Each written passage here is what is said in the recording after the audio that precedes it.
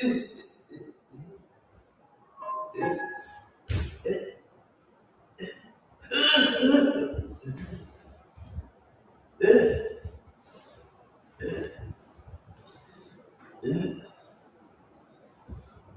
are you doing there? How do you get in? This is pull me pants up.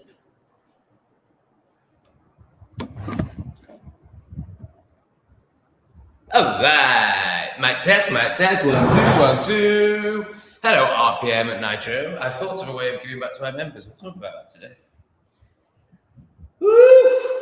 That was an energetic set.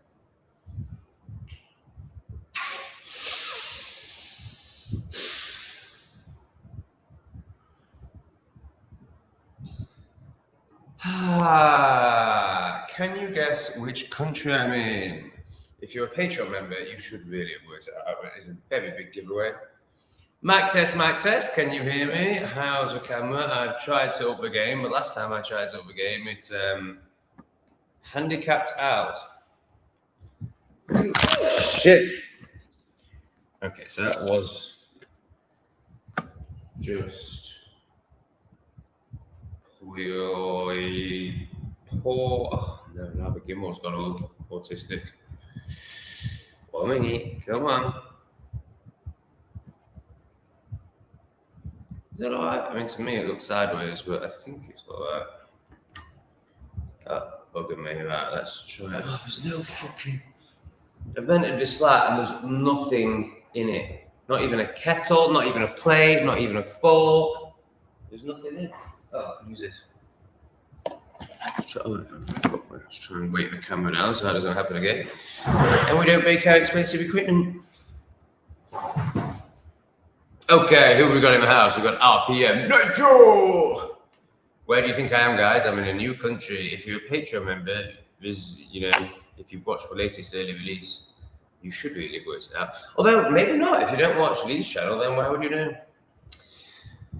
Elizabeth is with us. We've got Don McCarthy and his music, or maybe her music, but I feel like it's a he, although there's a profile pic there.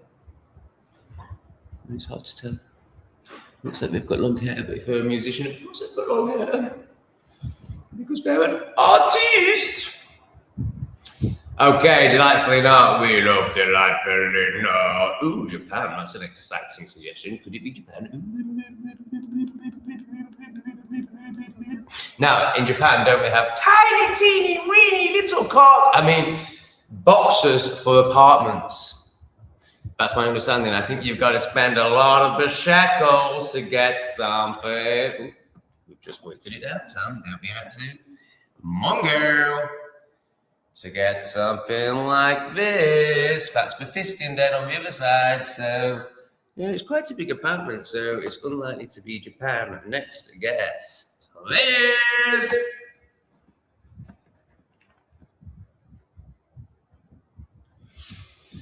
Andy Jackson, are you new? That's a very wise guess. Now, I haven't been to Laos for 20 years, so obviously there's the answer.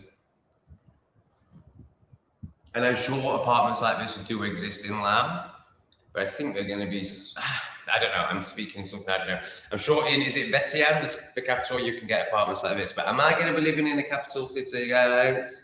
I mean, in Laos, to be fair, the capital city would probably be like way less hectic than a village in Vietnam, as is this place. But I'm living now, there's a little clue. It's not very hectic, it's very chilled, and it's a very different energy. I've been very naive. Can you believe it? And now, how did this enlightened guru get tricked? So you just assume that Southeast Asia is like all the same. I mean, obviously, you're like, oh yeah, there's different countries there. But it's not until you've lived it and experienced it, and I'm only just like scratching the surface of that you even begin to get any sort of gauge. How's Kit going? Oh, we like Kit. You even begin to get any sort of gauge. Oh, there he is. God, he's so sexy. Now, what I am admiring is the camera and the quality of the camera. Not the face. Sorry, I was going to say something there, and then I got all in going for that kick. Oh, it's unbelievable. So, I'll give you a clue. I'm in a very big city for the country. I'm in the second biggest city in the country. And it is less hectic than Namban, which I loved. None of this is anti-Vietnam at all. It's just reality. I love Vietnam. I love its people. I love its energy. But my God, it's chaotic. So I left. So my last experience in Vietnam, other than the travel, was Nam Ban, which is like, you know, just a speck of a village. You know, well, that's not quite true. It's got a massive Buddha, and it has got big waterfalls. It has got a bit of tourist attraction, but it's a village, and that had more. I'm not sure if life is the right word to use. It had more chaos. It had more noise, and when I say more energy, like this place has got the most special energy ever, but more, you know, like hustle and bustle than the place I'm in now. Are you crazy? Are you crazy? So I did a 50-minute Puget rant in the airport. So honestly, I prefer the travel from Namban to where I am now. Guess how many hours left? Here's another game for you guys. Should we play some games tonight? I've got a game. I'd like you to play.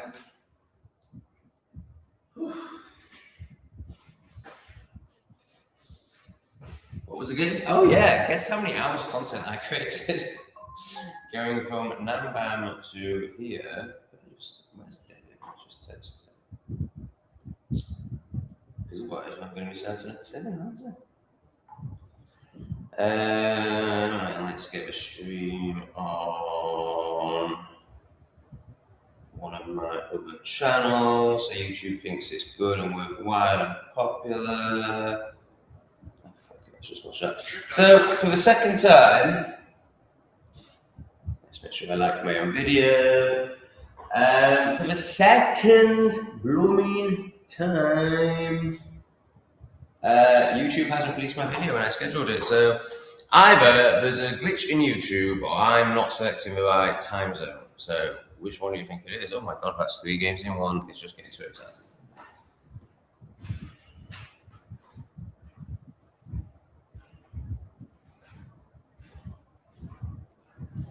Sit down, Fidget Bum. You've got 59 people watching you and you're moving all over. I'm bloody shocked. Oh Romac, what makes you think that? Whereabouts in Cambodia do you think I could be? Andy, welcome to the club. Now, if you really want to be part of the Patreon or membership, you know,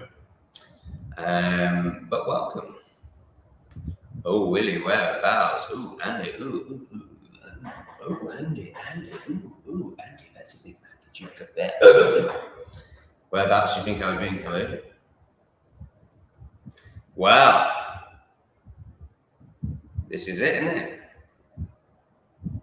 It's all a bit confusing. What if I was living in 5-star luxury like every good guru deserves? What if next time I was going to get 5 Bentleys and create a gangbang dungeon like every good guru does? Lolfin, that's about as good as your nose. Yes, hit the like on your way in, otherwise I will ban you. Oh, that is a really good guess, Finn, actually, when you... this is actually the most sensible guess so far. When you take into account the furniture. Well, I have been jizzing all over these sockets. And they're absolutely outrageous. I mean, so am I back in England? What do you think's going on, guys? Well, look at a wall socket. Dumbo. Duh. Obviously, I'm in the UK. But then this is also a very sensible guess because, you know, Malaysia is my understanding, I've never been there, is, you know, very easy to find 5-star luxury. Well, clearly this is, you know, luxurious. And would Malaysia be so technologically forward-thinking and luxurious that they would provide plug sockets? Okay, so let's throw 5 minutes of the works for you.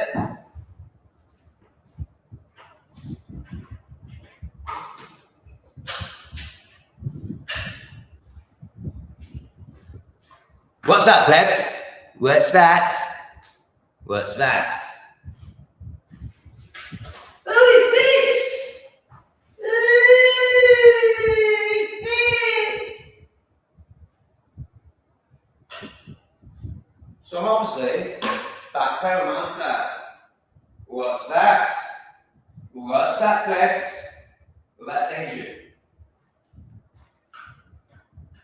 Oh, fuck. Oh, it fits! So you know the fucking wise player. Other than, it's obviously a very well thought out place, very well designed. So I'm still in Asia. There's clue number 1. Other than what you can see with your pleb specters. So I would say that if I was watching and I was reading the comments, I would be seeing Finn's great big nose, and I would be thinking, well, of all the countries in Southeast Asia, or Asia, you know, who's going to have a multi-dimensional plug socket in their 5-star luxury? And I think Malaysia is a pretty good guess. But then I'd be thinking it's Muslim, and Tom don't like those rags. So, would Tom really go there?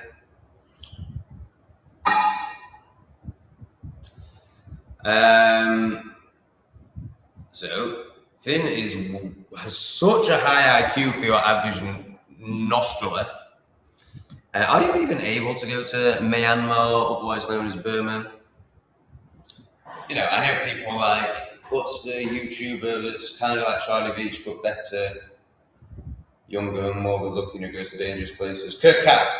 You know, I mean, I know YouTubers like him are going to go there, but come on, I'm just a grifter, guys. This is a good question. So there's only one country you can legally smoke weed in Asia, and most of us know that's Thailand. So on paper, absolutely not. However, you may be able to get a pizza of the happy variety here quite easily. Right, so anyone who's travelled Southeast Asia now knows exactly where I am. I've really just given it away. Debbie's in the house. Debbie's in the house. Debbie, thank you for being in the house. We love Debbie. Yeah, that's also, just like Malaysia, a very good guess. I almost said that. I just knew that Singapore would. Yeah. Oof, let's keep good posture. Oh my God, guys. Oh my God. So there's obviously no Patreon members in, or there are Patreon members in. In fact, likely not as a Patreon member. Likely not, I would have thought you would be wise enough to watch Lee's channel. Because if you watch Lee's channel and you watch my Patreon, you know that me and Lee have done an in-person video together in the last 24 hours. So you really should know. Now look at this. No more moaning. No more moaning about the situation of the back and neck. Tom is now loving himself, respecting himself, taking care of himself, and he's managed to spend a whole $8. Can you believe that I have been destroying my back for 20 years? Oosh! Over $8. This is how plebeian we are. This is how disconnected from our bodies we are. This is how in scarcity we are. This is how much we value coloured little bits of paper over our own spine. What's important? What are we talking about on the BBC? Oh, please tell me.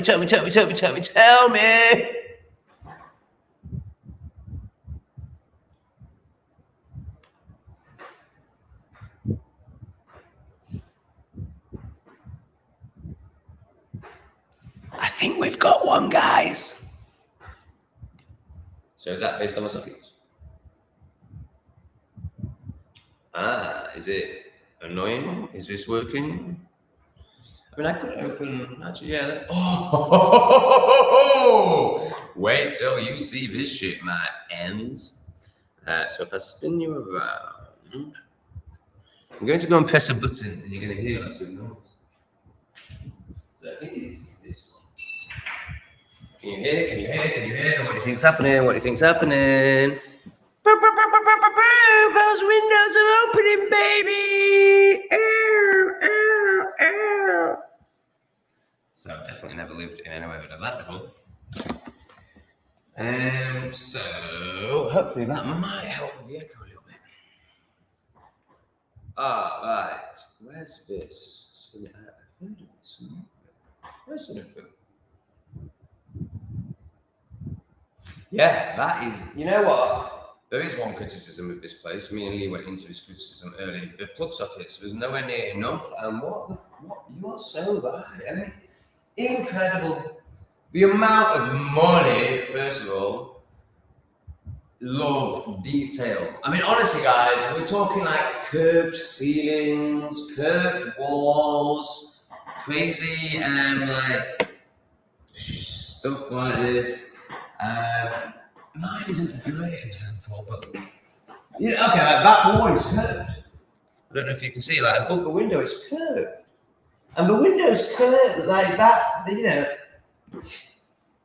then they go for fucking blast that, Oh no, it's for a TV, innit? It's for a TV. It's in case you want to hang your TV on the wall. Yeah, I was just thinking, there's no way that they're stupefied to that level. Yeah, it's for hanging TV, isn't it?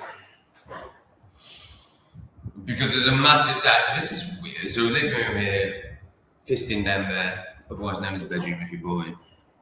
You don't get fisted. I don't get fisted. I'm trying to get some shekels out of really tight-fisted, tight ones. Oh man, it's got to be 52 inch or more. Maybe next month is that 72 inch. But they put it in my bedroom. I don't want to watch TV when I'm getting fisted. I want to watch it when I'm monging out on my sofa, but then I don't mong out anymore. Oh my god, that's something else that I could talk about. I had my biggest test with sobriety last night, which I think is day 7 or 8.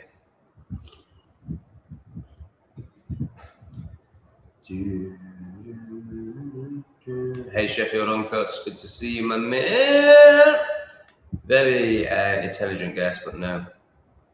Oh, Willie knows, Willie knows, Willie knows. Ooh, Willie.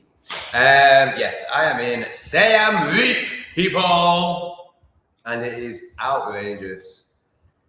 The minute I got here, oh my god, I mean the contrast. So yeah, I naively just thought Southeast Asia was awesome. Simplifying it, but yes. And you know what? Last time I was in Cambodia, calm down. I only connected with one guy, the guy I was getting green off. It one Cambodian. And he was lovely. He was just a kid. I don't think, and then obviously I connected with street sellers and all that, but not really. Like basically I just sat in my hotel room and smoked. And I was so miserable. And when I wasn't so depressed, I just spent the day in bed tugging my worm and smoking. I would make 3 Not Today Satan videos. I didn't see Kampot, I didn't engage with Kampot, I didn't engage with Cambodian people. I didn't notice any different to, definitely notice a difference to Vietnam, because Vietnam is just a whole other level. I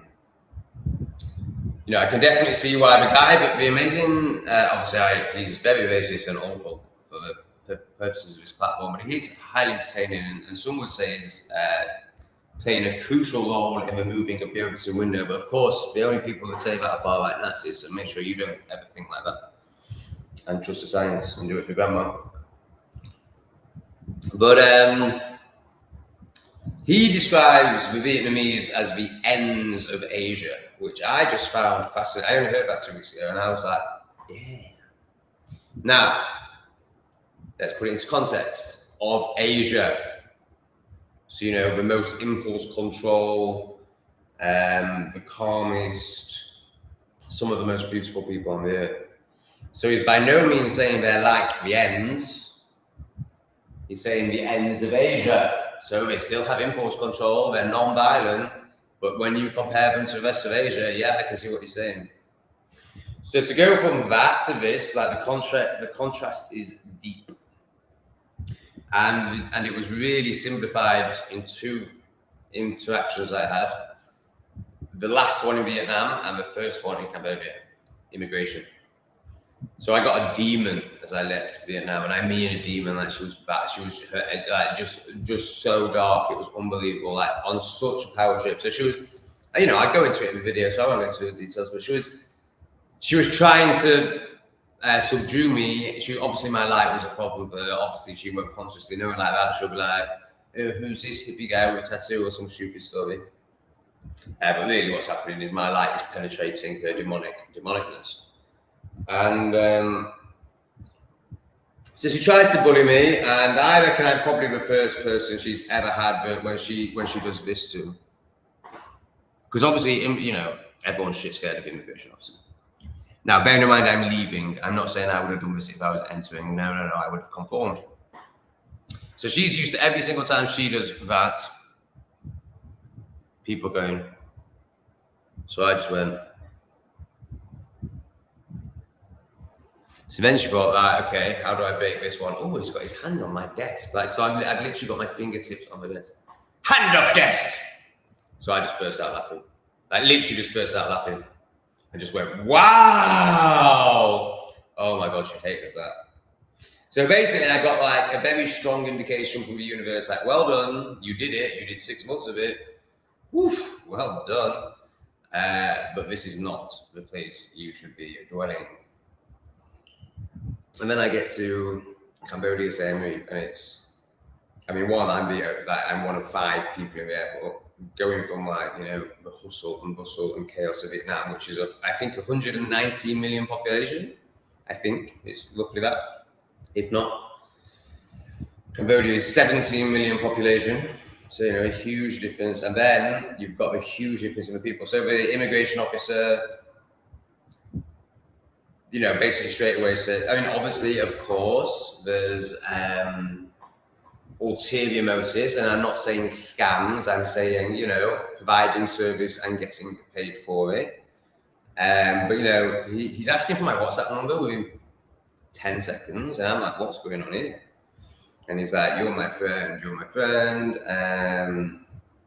He wants photos with me, he's, you know, hugging me. And I'm just like, what is going on, man? And then I'm like, yeah, there's a different energy here. Like, as soon as I get off the plane, I'm like, there's a different energy. You just feel it straight away. And then the people just, and there's this, you know, I love this, and I love giving it back. You know, it's not like, it's not an ego thing. I love honoring, and I love that about Thailand. There's none of that in Vietnam. So suddenly it's all this again, and just this lightness, this softness, this stillness, this quietness. Of course, it's still Asia. Of course, it's still tuk-tuks. Of course, there's still 4 people on a bike, and the kids don't have helmets. But it's just another world, and then the people are just so heart-based. Now, so why didn't I experience this in Camp Hot? I think it was on me, and I definitely touched upon it in Kep, like that family in the first place I stayed with, that young girl who was just phenomenal, and the mum was beautiful. So I definitely experienced it, but I wasn't open enough to really even acknowledge it or take it in. But it's not. What I'm speaking into isn't just Cambodia, it's Siem Reap. Like, Siem Reap is another level, it's special. Now there's something around, I don't know enough yet, and me and Lee have done a whole video on it. Lee's going to become a massive part of my content, by the way. But obviously, you know, we're going to rein him in for English Refugee, don't worry. He's not going to go off on fucking interdimensional cosmic vortexes on English Refugee. When he starts doing that, I switch this camera off and I switch my phone on. My phone, I record Tonga Twix on. This camera, I record English Refugee.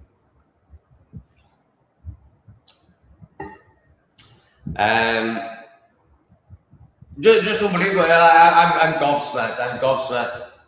And like, I can see why I was sent to Vietnam, as in, I believe I live my life in a surrendered enough state and follow the signs, and I don't make decisions, I follow what I'm shown. Of course, that could all just be a delusion of ego, but that is what I believe. That is how life seems to play out for me. So I can totally understand why I needed to go to Vietnam. I can totally understand, because I needed to feel all my anger and hatred that was covering my heart. And then as I was really feeling that and really like, oh my God, then the body worker came into my life, and Lee and a few other things. And, you know, so I can totally see why I needed to do that and why it was part of my journey. And, you know, the fact that I didn't acknowledge what I'm acknowledging now about these people when I was in Camp Hot, although I do think it is a Say and Meet thing on top of, you know, I think it's a Cambodia thing. I think Cambodians are amazing. Like probably my favorite Asians. Now, admittedly, I haven't met all of them yet. So far, definitely 100% my favorite Asians, like off the charts, no comparison. And I love all Asians, I think they're great. But Cambodia, just another level. And then there's the Say and Meet factor. Oh, right, yeah, so Say and Meet never got conquered by Pol Pot, is my understanding, you know, based on what other people have told me. Which, obviously, that's all it could possibly be, because I wasn't there. And Say and Meet, Pol Pot. So I'm getting distracted by Debbie's generosity. Let's just get that on the screen so I'm not getting so distracted. Which obviously is well worth the distraction. Thank you so much, Debbie. You're amazing. Thank you, Debbie. That's you. Debbie was with me on the journey via voice notes. We shared some pretty voice notes, didn't we, Debbie? I don't have a sense of myself. It's like you get your own mini radio station of this channel. Oh, I know you, Debbie.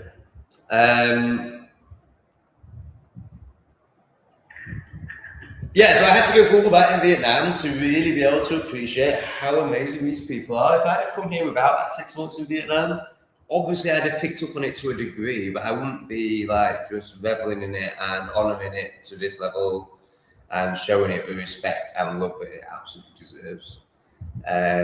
Because my heart was closed and I was, you know, wanting to end myself. That's an exaggeration, but you know, kind of. Yeah, obviously. TV on the wall. All right. Actually, we have that TV on the wall and plug the hammer socket behind it. Just want to honour Debbie a bit more. Thanks, Debbie, for the early motivation. That's amazing. And it was really nice having you with me through the travel. And just, you know, seeing your daily transformation. So Debbie has decided to pull out of the fast, and it's just so self-honoring and so wise and learning to love oneself. Debbie is doing so much. You know, she was only. You'll have to give us some time to go with Debbie, but I feel like in the last 6 months you were still on the zombie pills, and now she's, you know, she's doing physical, mental, and spiritual all at once, having a huge transformation and shift. So she's completely changed her diet with the advice. You know, she's working with someone on that, and then she stepped into a container with me. So that's obviously the mental and spiritual, and she's making huge shifts. We've done 2 sessions, and she's just a completely different woman. Which is on her, not me. You know, she is leaning in. You know, yeah, obviously I'm very good at facilitating what I do. But, you know, I have clients who don't make shifts.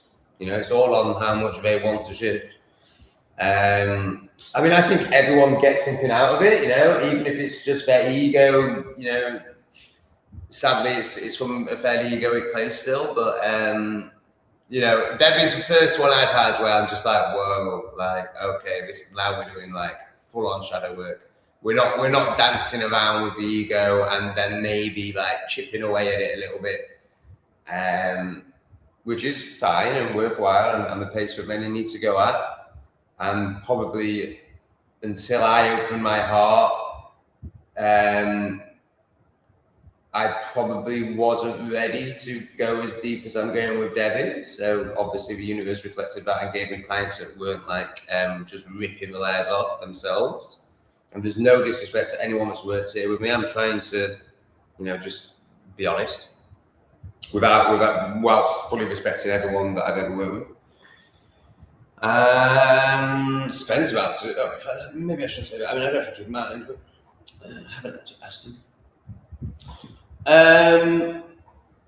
So you know, she's doing all this stuff, and she's still, you know, very new to it all. Like she's still, you know, the concept of the inner child is relatively new to her, for example.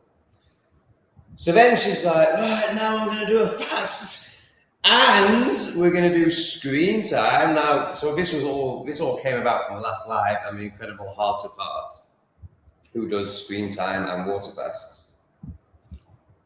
And I said straight away on my live, I was like, that's too much. Like, let's just do a water fast. Like, screen time's a whole nother level. But Debbie's like, I'm doing it. She reminds me so much of when I was like on my plant medicine journey and just like throwing myself in. But here's the thing, I was drinking ayahuasca on a monthly basis. Is that doing the work or is that avoidance? Well, I think that's probably avoidance because you're not giving yourself time to integrate. You're still doing ayahuasca every month. Well, no, like no one should be drinking unless you're like a part of a lineage from Peru or Brazil. Like I'm not speaking to that, but from like a Westerner's point of view, nobody should be drinking ayahuasca every single month. So I was actually avoiding, but I thought I was doing the work, and we came to the conclusion. So Debbie basically got in touch with me when I was at the airport, umming and ahhing. She was like, I'm not sure if it's fair, I'm not sure. But she basically said, and she was including screen time still, which was just ridiculous. She basically said, you know, I'm learning so much from YouTube videos, you know, like we talk about so much in our sessions, and then I go onto YouTube and watch videos around, like, say, for example, inner child. And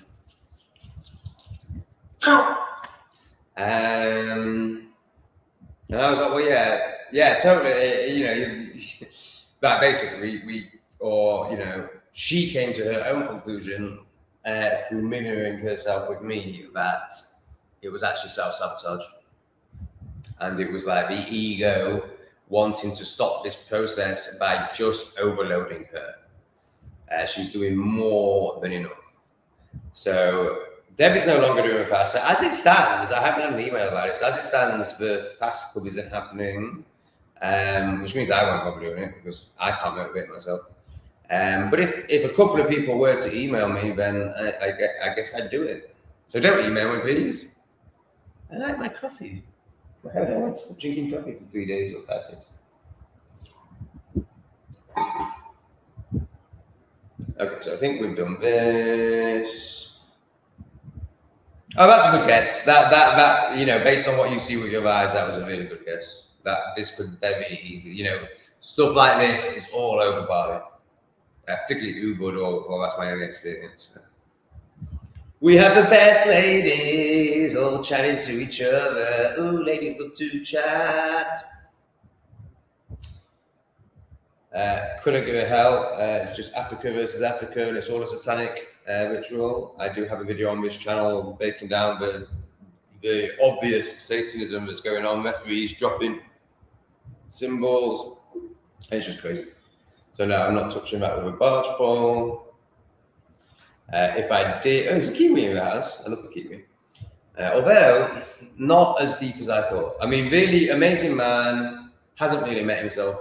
He released. I can't watch his content because he doesn't share anything about himself, which is all I'm interested in. And that's not knocking his content. Like obviously, in terms of the masses, his content's amazing, and it's not, you know, the lower end of the masses. It's the higher end as well. And then he releases this video saying, "I share myself" or something. I'm like, finally, the video I've been waiting for. I want to know who this man is. And I watched the first 5 minutes, and he's just showing Africa or wherever he is. And then I skip. So maybe I missed the 2 minutes where he might have shared something, but like I'm like, you haven't shared anything. So actually, Kiwi has fallen down a little bit in my awness, but I still love him. Like I still know he's an amazing man, but he hasn't surrendered. He hasn't met himself.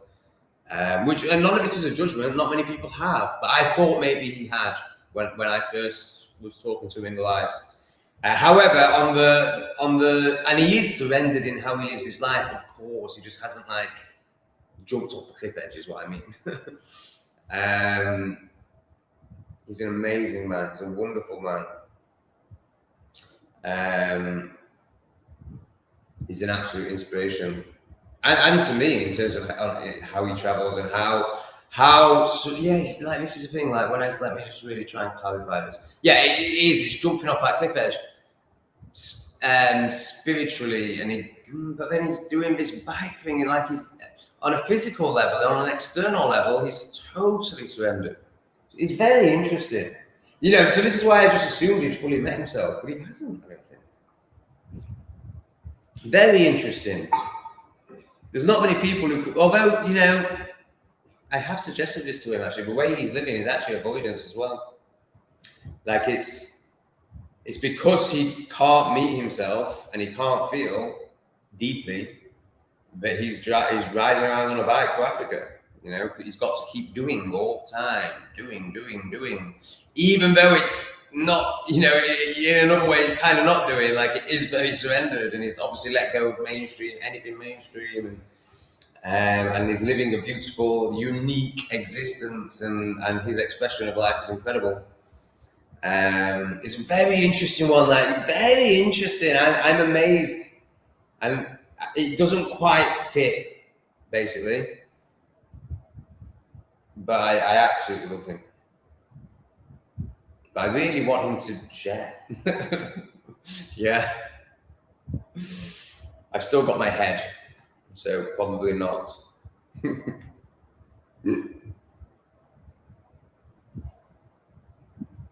I just can't be bothered, mate. I mean, it's so beyond me. So you should get yourself a mini big. Sorry, somebody suggested that I need to start reading out the comments, and I know I'm learning. It's very hard because I just want to go into it. But I know from how I experience social media, or YouTube is my own social media. I don't look at screens, so yes, absolutely, I should be reading out the comments first. Listen. You should get yourself a mini Bitcoin miner like a BitAve and make use of your electricity you are not having to pay for. Well, actually, I am having to pay for it. And so this is the thing about Cambodia, it's insanely expensive, like unbelievable.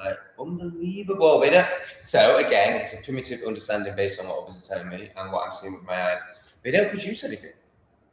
They import everything. So the coffee today, unbelievable.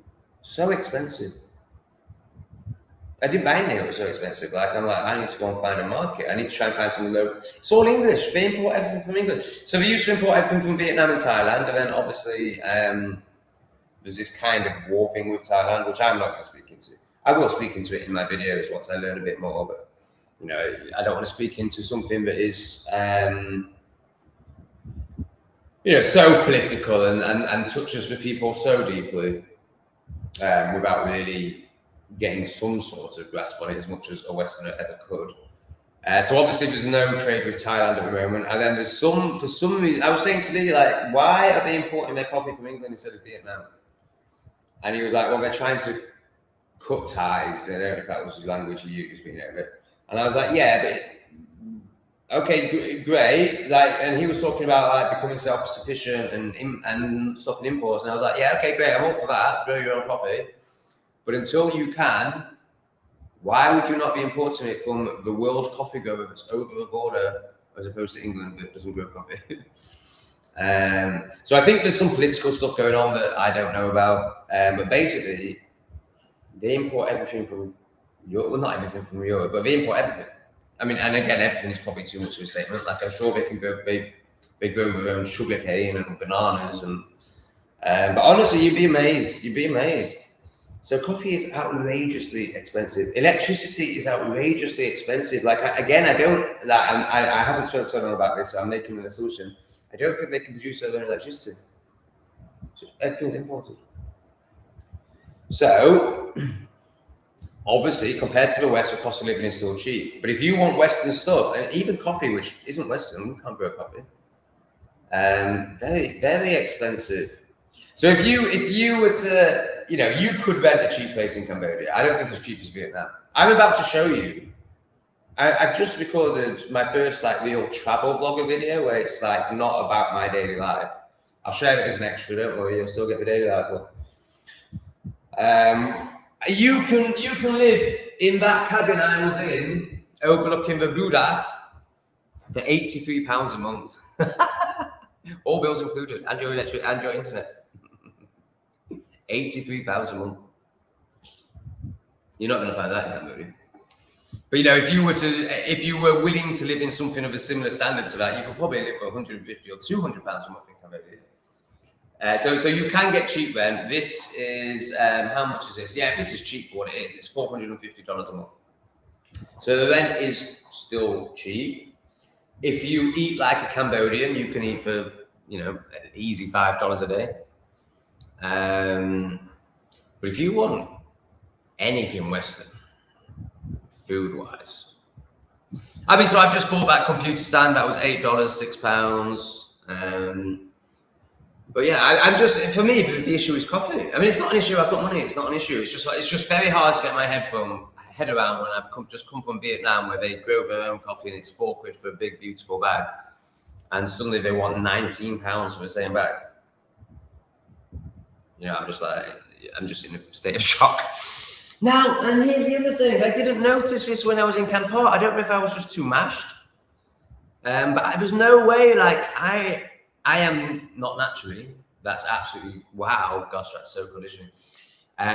Through my conditioning, indoctrination, and scarcity indoctrination, and all the trauma I've received, I am an absolute Scrooge, and I really focus on money.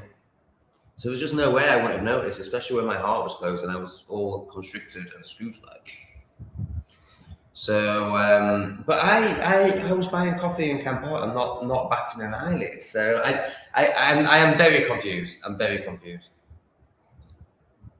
And you know, now Lee doesn't drink coffee. So he took me around. He took me to two different supermarkets, two different shops. And one of them was like the Marks and Spencer's opposite me. It was all English. So that was a very bad example. But, you know, we went to the Asian one and that's where the bag was 19. I just couldn't believe it. And it's all like Suma, the band Suma. So if you're part of the New Age or spiritual community, you'll know Suma. You'll all know Taylor's Coffee. You know, it's bands like that, like English bands. It's very strange. Oh yeah, sorry, I was speaking to this. You should. So I am paying for electricity, and electricity isn't cheap. Obviously, compared to England, it's cheap. However, you know, yeah. I mean, really, really good suggestion actually, because many places do include the electricity, but you could argue that is a bit deceitful on your host.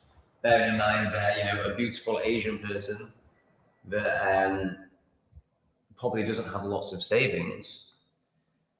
Is that going to be too cold? Too hot? Oh man, I've got the windows open. How did that help with the echo? I might just put some trap on.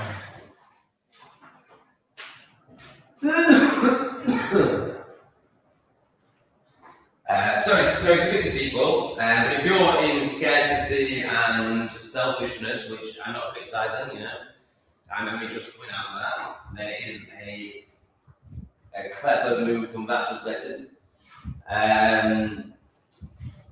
Yeah, it's a bit. I mean, I'm warming to it more and more as I speak into it. However, one, I'm excited though.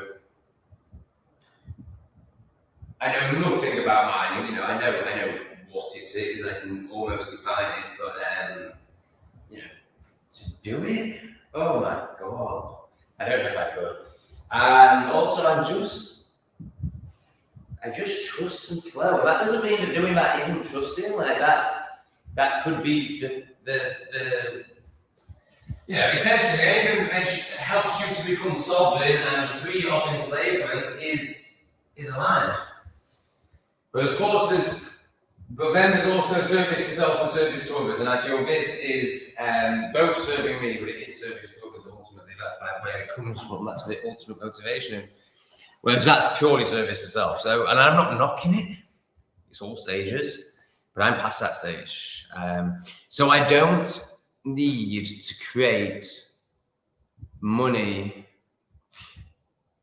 I just know money flows, and I know lots of it flows to me, and it always has done, even before I was conscious.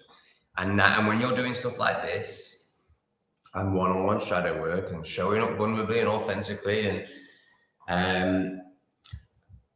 Giving permission, and what I mean by that, not is like Tom says you can. It's like when you see another being authentic, vulnerable, open, sharing their journey, like those body, well, all of my content, not so much English refugee, but there's bits in there. But you know, like those bodywork sessions, they are so permission giving, so permission giving. Like it's like it breaks the seal when someone does it, and that's what I mean by permission giving. You know? So it's service to others over service to self, and that's not me knocking this in any way, but it is a less open, trusting stage of a journey, and I just think I'm past that. However,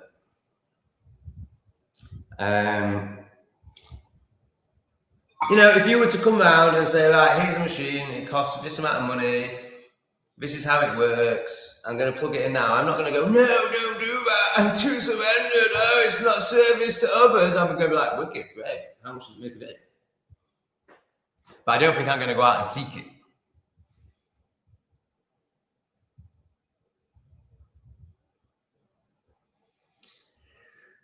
So Eddie didn't do the work. I don't know who Eddie is, but he didn't do the work, and his energy was not flowing, and it turned into dis-ease.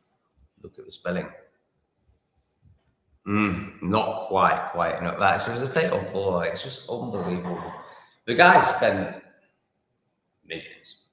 It's all complex. And it's a disaster financially. He's you know, he's never going to get the money back, and he's drinking himself to death. He'll probably be dead in 6 months. And then I imagine his family will have a big celebration. Because they'll get all this. Which they already have on paper. They already have. Oh, there's a fatal flaw up there. There's a gap between me and the next apartment. He's great. He's called Jeff. He's a big fat cunt. He's not actually, he's just big. And he told me about it. I was like, oh, hey, I mean, like, bearing in mind, this place is 90% empty. And you know how I feel about living next to someone. So when I was being shown around, I was like, how good quality of the walls? Because this apartment, I wanted this one because of, it's basically like in shade compared to the others.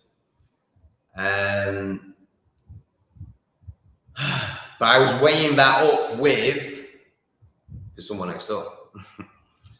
And also the other possibility that the number 2 one, like there's basically nothing in it, but it's just slightly more of a sun. But actually what really swung it is I just traveled for 36 hours. I needed to lie in bed, and this one had the bed made and that one didn't. And it also didn't have the sofa in, and I was going to have to listen to people dragging a sofa around rather than just go straight to bed. Turns out I didn't actually sleep, which was a really good thing. I ended up not being able to sleep. I think it's the energy shift. I think like going from Vietnam to here, I think my body's just like recalibrating, and I couldn't sleep. So I ended up not sleeping for like 40 hours. But I'm actually really glad, because it means I'm keeping my routine of sleeping in the evening early. So I didn't get to sleep till 10 p.m. I just couldn't believe it. I texted Lee about some noise. I was like, is that noise that's ruining my life the security guard? Because if it is, I'm not having it. And he was like, no, dude, it's fucking miles away. Get over yourself. So we're still in Asia. So there's still going to be random interferences. So in general, like in the daytime, I could hear some music, but it's beautiful music. It's not bin pop. It's not got a beat. You know, it's beautiful Khmer, Khmer music. And I was saying to Lee, like, yeah, I can't live, not as in like, I can't live here today. I was like, this is amazing. It's great for a week. But I need a house. And then I sort of caught myself, and I was like, oh yeah, but how, like, there's always going to be external. If you're living in Asia, there's maybe not if you're on a mountain in Laos. You know, because Laos has an even smaller population than Cambodia. And I think they're the closest to the Japanese culture of so maybe this might, I bet they still, no, I don't think they do play music. I think Laos might be the exception, and of course Japan, and maybe Taiwan. I don't know about Taiwan. They're definitely not going to be as noisy as, you know, Vietnamese or Cambodians, I would have thought. But Cambodians and Vietnamese are on a totally different scale. So, So there is a bit of external noise in the day, but it's quite nice. I mean, I don't really want it, but you know, it's not like Vim Pop, no vibration, shame, fear, guilt.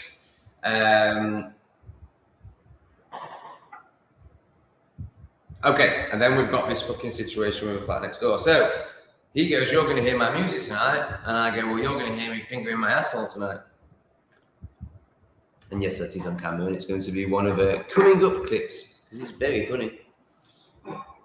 but I said, and then I was real with him, and I said, "No, what you are going to hear is this." And he goes, "Well, I'll be sure to leave you some shitty comments, but I'm going to move tomorrow."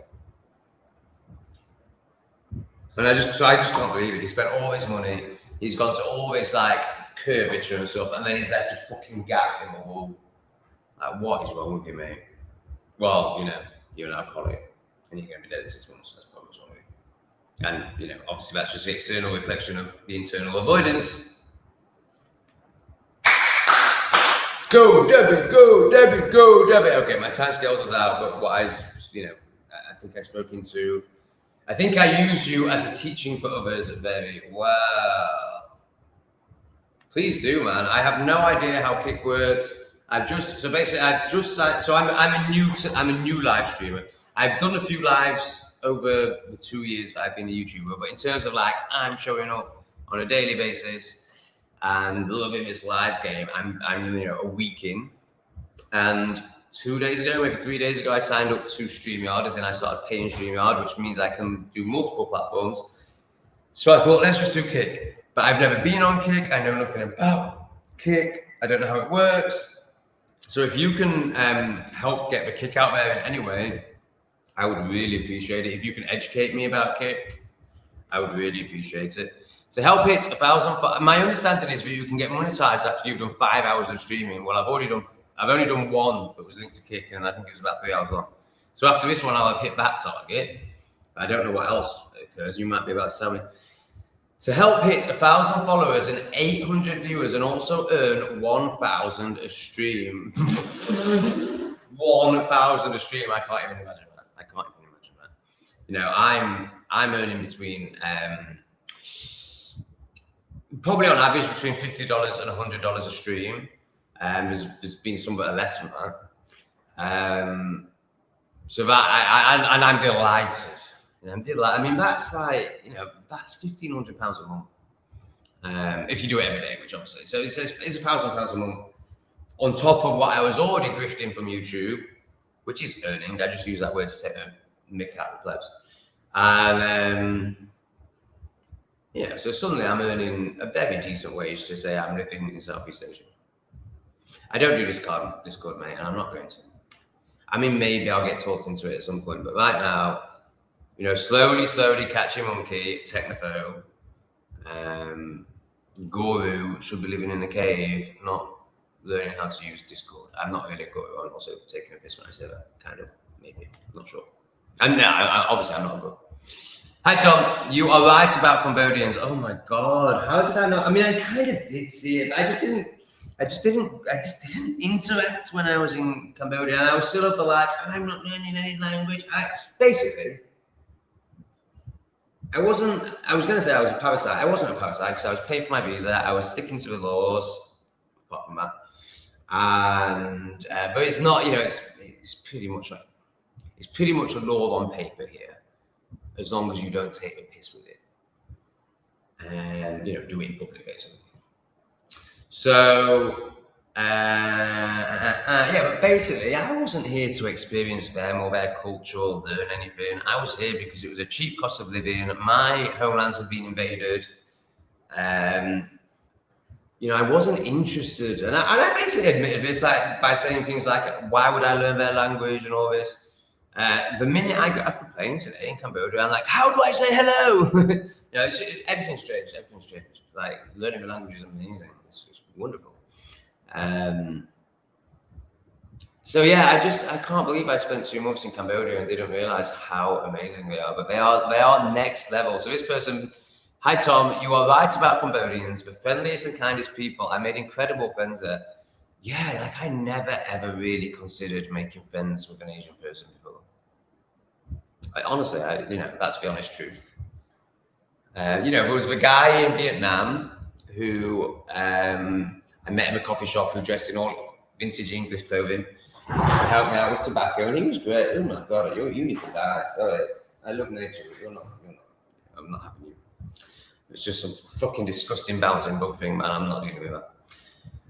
I do feel a bit bad about it.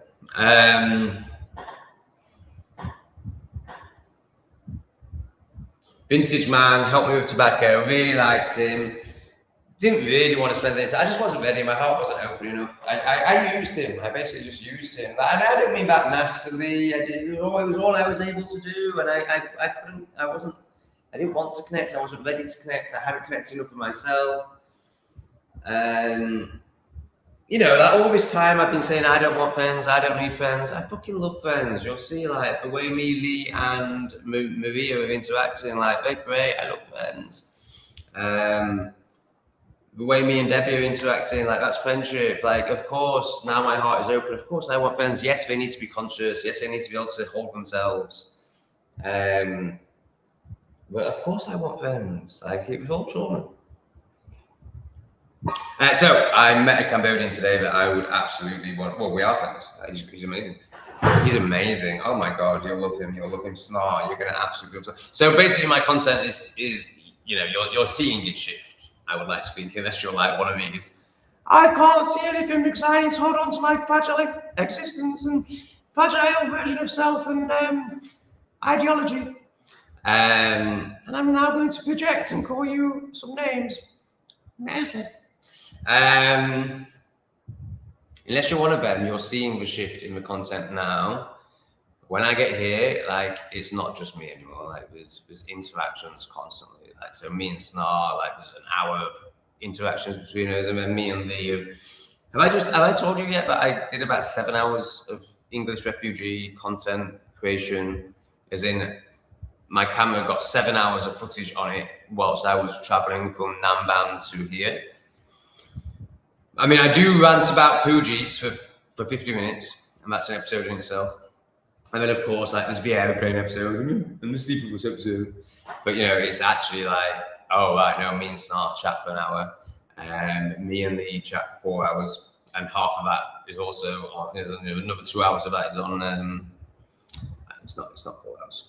But, you get what I'm saying. Who's playing with their balls? For the people who are listening, it's not even worth reading.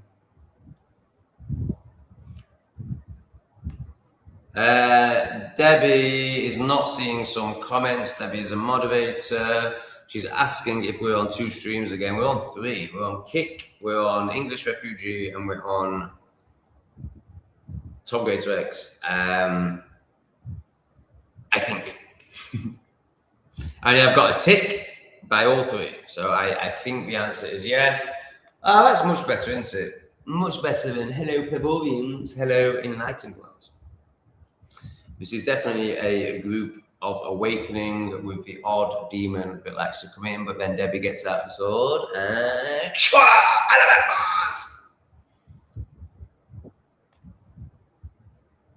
she doesn't obviously say that when she does it, but what I'm referring to is she decapitates. Same here, Debbie. I can see half the messages Tom is displaying on his screen. How interesting. I wonder if you can only see. Yeah, because if you're not watching it, I hopefully get all the messages from all 3 because StreamYard there's a word beginning with C, but would be good for that, but brings it all together. Combines. Duh. I was trying to find something else actually. But maybe it doesn't exist. Now, why would you so if you're watching on English Refugee, why would you see the comments on Tom Gray Sex? That makes total sense to me. Now, Debbie being a moderator, she's a moderator of both channels, I think. I'm pretty sure I've made her a moderator of both channels. But again, how would YouTube do that for her? I don't think it can without StreamYard. So it does make sense you're only seeing half the comments. Spen's in the house. We love Spen. Me and Spen have had a little chat over WhatsApp today.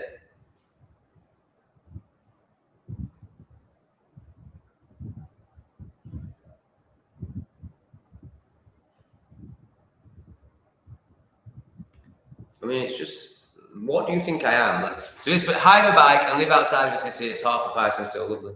Do you think I'm a slug?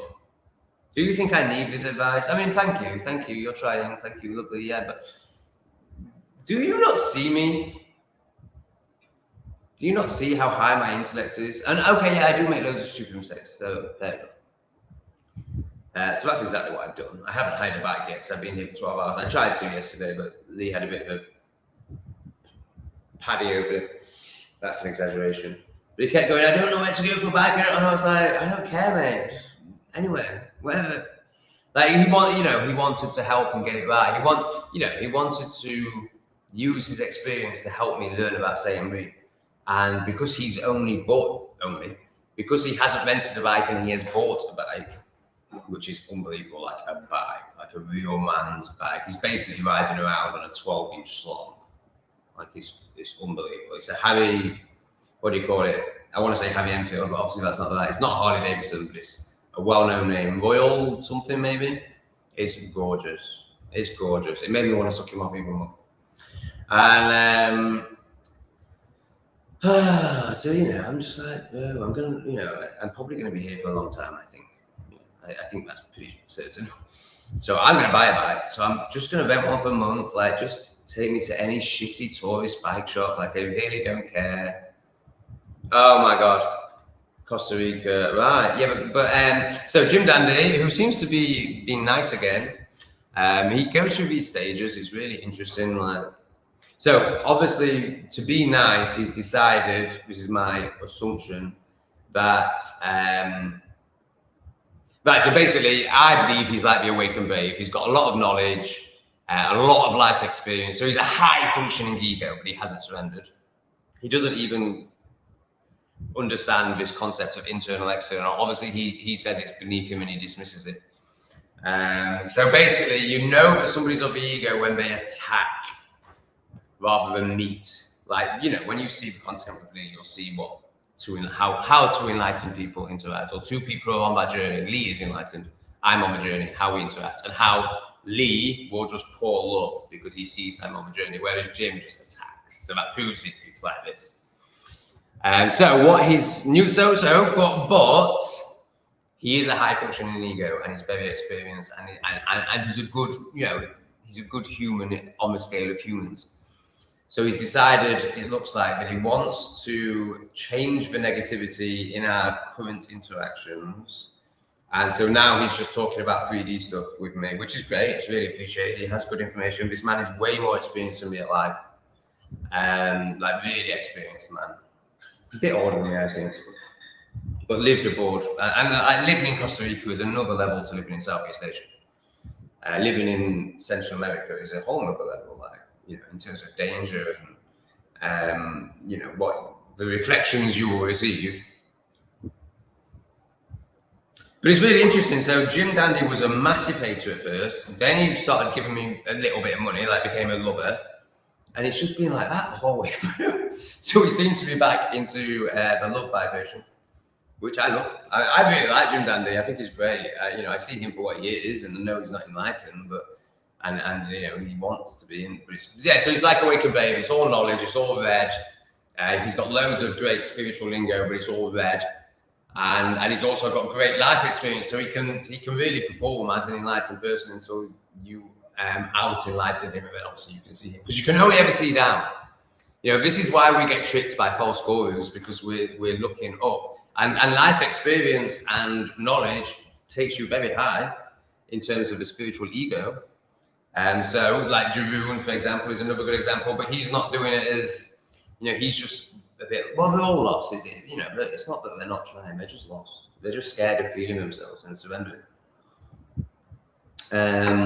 But the difference with Jim and Jeroen is Jeroen's spiritual ego, he's very much people pleaser, he's very much scarcity, he's never earned any money in his life, for example. So Jeroen tries to make himself feel better by being the teacher and using all this spiritual lingo.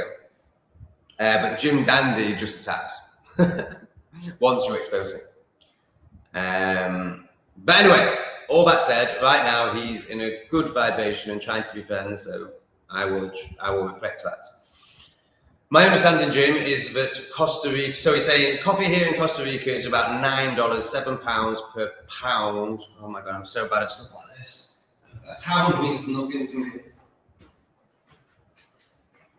So this is, no, it's in grams and I can't do grams to pounds. So that's 250 grams. I imagine a pound is quite a lot more than that. So yeah, I don't know what that means, but I know Cambodia is expensive. Costa Rica is expensive. Why is Costa Rica expensive, Jim? Tell us about Costa Rica. Is it a similar situation? I mean, they grow their own coffee, right? So it's not a similar situation to Cambodia. Wow. Oh, sorry, I thought that was Jim. You've got a dot. You've got a brown thing as well. So yeah, your council tax is £140 a month. I assume you're living in England, so yeah, I mean that's quite cheap by the extortion country of England. I thought when I went wow, I thought it was Jim talking about Cambodia. I mean, I would imagine Cambodia doesn't have council tax. And yeah, so they do grow coffee. I mean, Costa Rica is a major coffee grower, isn't it? So why is Costa Rica so expensive, Jim? Like, what's going on? Yes, so they use two. I don't know why. I mean, it's easy to assume, and I reckon it would be a correct assumption that basically their financial system collapsed at some point. So they started using the dollar, but they do also have their own money, which is called real. So basically, the cash machines will give you either or, everywhere except dollars, everywhere except real. You spend dollars and they give you change in real. Obviously, they're completely honest. You don't get scammed. So basically, in my wallet, I have dollars and real. I would prefer to take out dollars. I feel like dollars are more highly valued, but not really. It makes no difference. It's absolutely fine.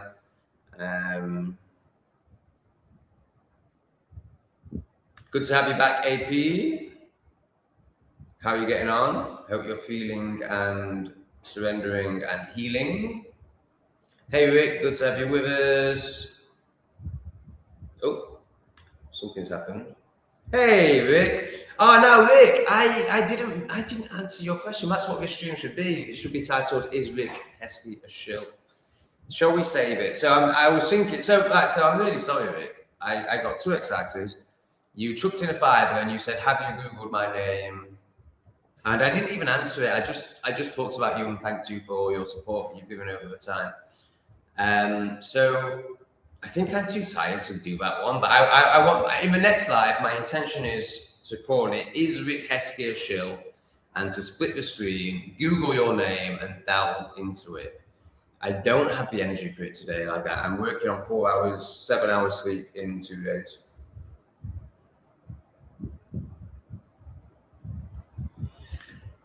Electric 0.25 watts is supposed to be 0.16. It's for landlord cashing in. Is that in Cambodia? No. The relative to Southeast Asia, the electricity in Cambodia is way more expensive than every other country I've been in. I'll say that, and I feel like the truth might be every single country. And I think it's because they probably don't have any power stations.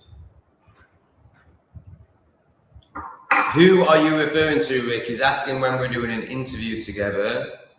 I don't know who you're referring to, but hello, Conroy. Yes, we are on both channels and Kick, but that's not for you guys. That's for 14-year-old boys. Jim Dandy's back with some Costa Rica information. There is a guy growing about 10,000 seedlings of coffee in the next yard over from me. Can see them out of my window as I type this. Is still flooded £9. Why? Please tell us why. I know you will.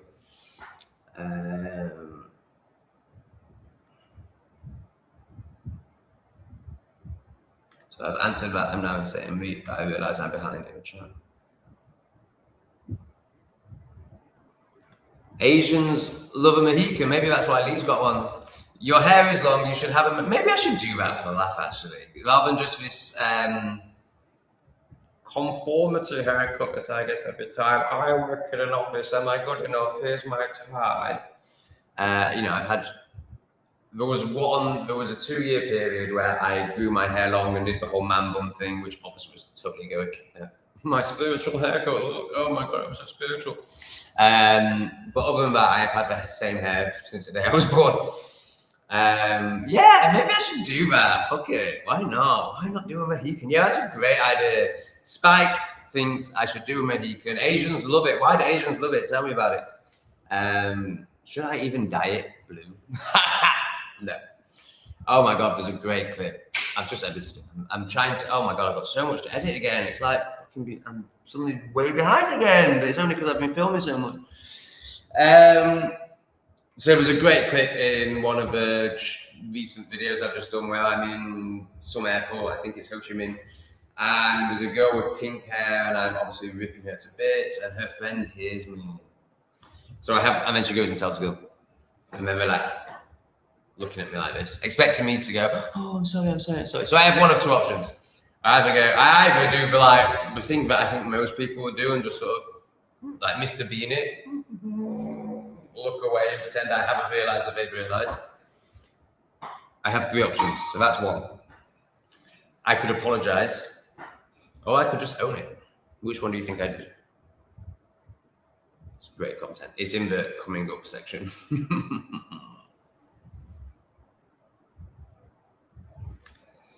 Don't know who he is. Jack Maruno in brackets Goth Guy gets £1,000 per stream. Oh yeah, I mean, I don't doubt it. If you're established, if you've got 100,000 subscribers and you're on Kick and all the other shenanigans, you know, I don't doubt that it's possible. But I think for someone that's been live streaming for a week and has a pitiful amount of subscribers on the scale of content creators, you know, that's just a dream. But you know, I think it will happen if I wanted to.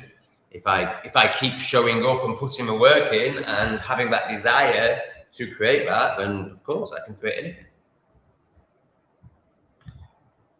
I hope you swear for libtards. There's a big community of them and they're trying to push their ideology on McKay Mars. It's just disgusting, isn't it? I mean, Pi was the worst. Like them trying to tell Thai people how to live. And they're just disgusting. They are utter scum. And of course, you know, I would have liked to think, but they're just everywhere. They're, you know, the world is so indoctrinated, the West is so indoctrinated, but they are everywhere. But I would have thought that, you know, Sayamui, man, it's got such a beautiful energy. I would have thought, I'd like to think that most of them won't be able to meet it. And I would like to think that most of them are so, you know, the R word, but, you know, they're in more established places in Thailand, like Pai. I would like to think that most of them haven't really considered. But you know, saying Reap is so wonderful that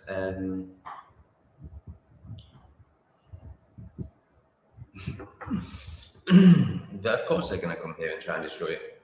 And because they're all controlled by a demon, so the demon is going to send them to the high vibrational places to try and bring them down. They won't beat the Kmart people, don't worry. If Pol Pot couldn't do it, come on. You think a blue-head Septum person Livy is? But sadly, the Cambodians are so lovely, they will put in base some of the crap. But no, they won't. Like, you know, these guys are guerrilla fighters. They absolutely kept out Pol Pot and that nonsense. You know, their lineage goes back. Again, I could be wrong, but definitely, I won't mention specific countries, but because, you know, there's a big tension around this at the moment. But essentially, these lands were all Cambodia, is my understanding, and then other countries, you know, established themselves through their kindness. So there's this particular country, I believe, my understanding is that the people were based in China, and they were getting persecuted by the Chinese. So they contacted the king of Cambodia and said, can we be refugees? And he says, yeah, sure, there's some land for you. And then as they grew in population and power and realized that the king was weak in the words of the Cambodian that explained it to me, they then took a lot of Cambodia. And, you know, now they're trying to take some more. You haven't emailed me back yet, you beautiful human. I loved your picture. Oh, she sent me. So I've asked you if I can use your name rather than calling you a tribe called Duff? I imagine it's going to be a yes, but I don't want to do it until you've confirmed. But this person sent me a lovely email, and it held exactly the energy I expected. And then she goes, I've attached a photo, and it was in another email, and I open it up and it pops up, and she's just there like a little pixie in nature, just shining with this beautiful energy. Like, oh my God, you're so scrumptious. Can I use your name, please? No problem if you don't want your name using, but it would just be easier for me. Thank you for the fiber, a tribe called Duff.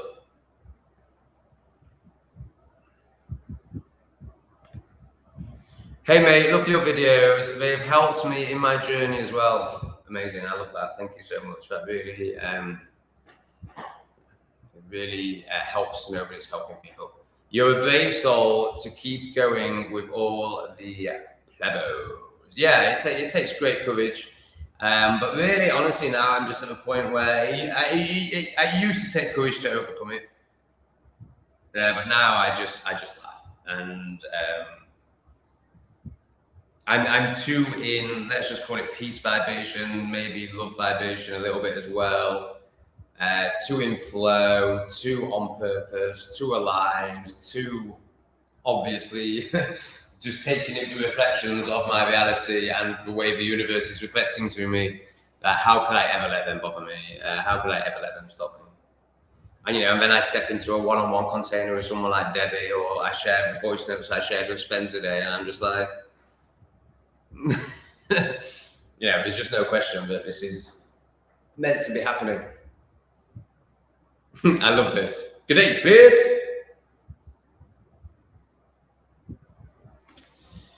So you're on Tom Greatrex, presumably, which obviously is where all the best people are going to be.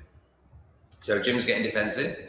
You attack me as well, Tom, so you must be of the ego as well. No, I've reflected back to you. I've reflected your energy back to you.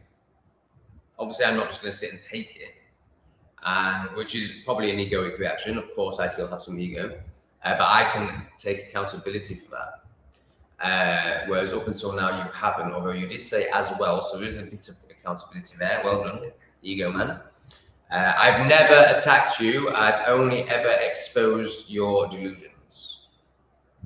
It's never. Oh, okay, maybe right at the start. I probably did. But again, it only came after you did it to me, but I probably was like just attacking from ego. But certainly in the last year, 6 months, I've only ever reflected yourself to you. I've never come for you. I've never seeked you out. I've never started it, ever. Yeah, ever.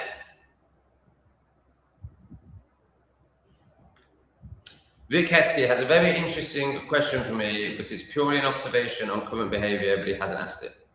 Can't be interesting, okay. Did I bring you up a tribe called Duff? Hi, mate. Are we almost up to date with the English Refugee channel? Right, so I've had another little break on this. So basically, I got it down to a month, and then I thought, you know what? So basically, there was still a bit of fear there around past traumas in Southeast Asia, and just thinking, so police and jail and deportation, and just thinking, you know what? It's good to have that buffer. It makes me feel a bit safer. It means if I make a mistake, or if I offend without meaning to, which is highly possible with my content, it gives me, time to assess that potentially. It just made me feel a bit safer. But I think I've just spent 24 hours with these, so obviously that's had a huge effect. And that fear is going. So yeah, I am going to get it up today. I'm going to go back to, and honestly, like today, I've recorded 7 hours of content, let's say. So that's like 9 episodes. So then suddenly, all that work I did, sharing 2 episodes at weekends and making sure I share every day and getting it down to 4 weeks. Suddenly we're back to 6 weeks if I just share it once a day. So basically, I think what I'm going to do is start sharing videos twice a day and get it truly up to date. Right now, I'm telling myself I'll leave a week.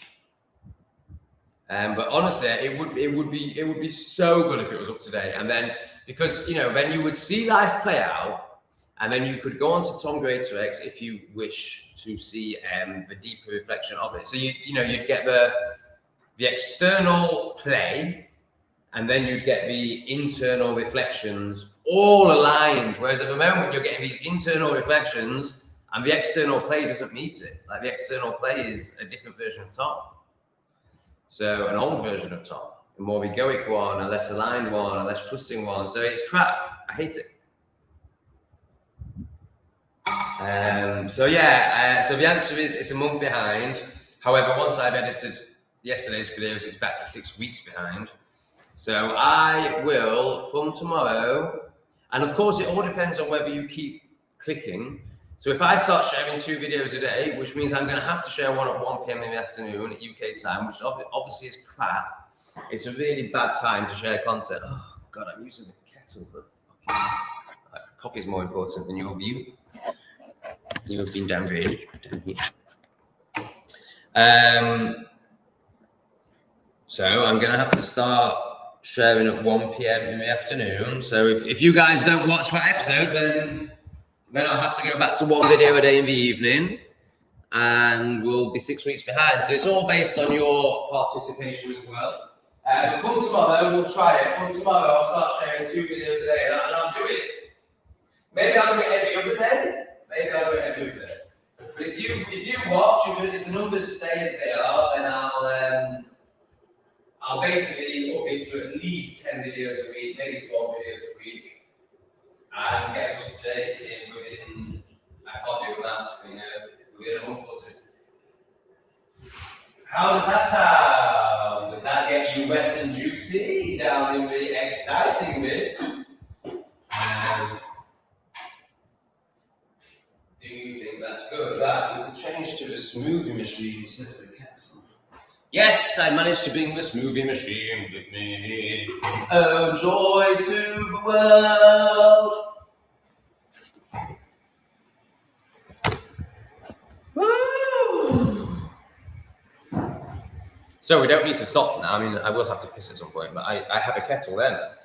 So we don't have to have a 5-minute break anymore. Which is nice, isn't it? So it was a tribe called Duff that asked that question.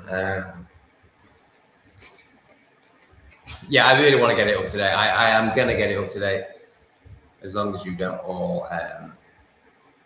Yeah, so this I really am impressed with your career. So he's trying to defend himself and justify, and it's all going to be from the ego. Tom, my whole career as a chiropractor was about feeling. Is it though? Like yes, of course. You can also be a chiropractor from a university.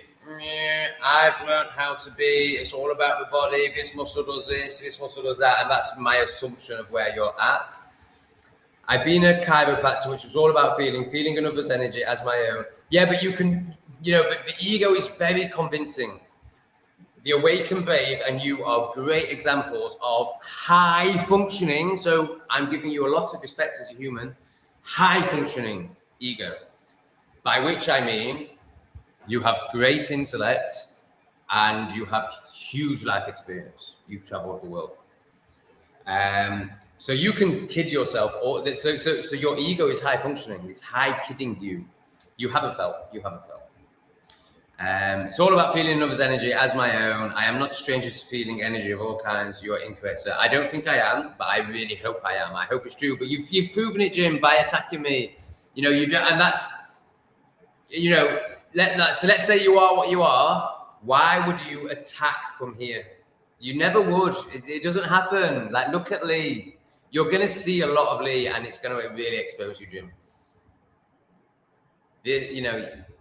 You would never do this. You would give reflections and you would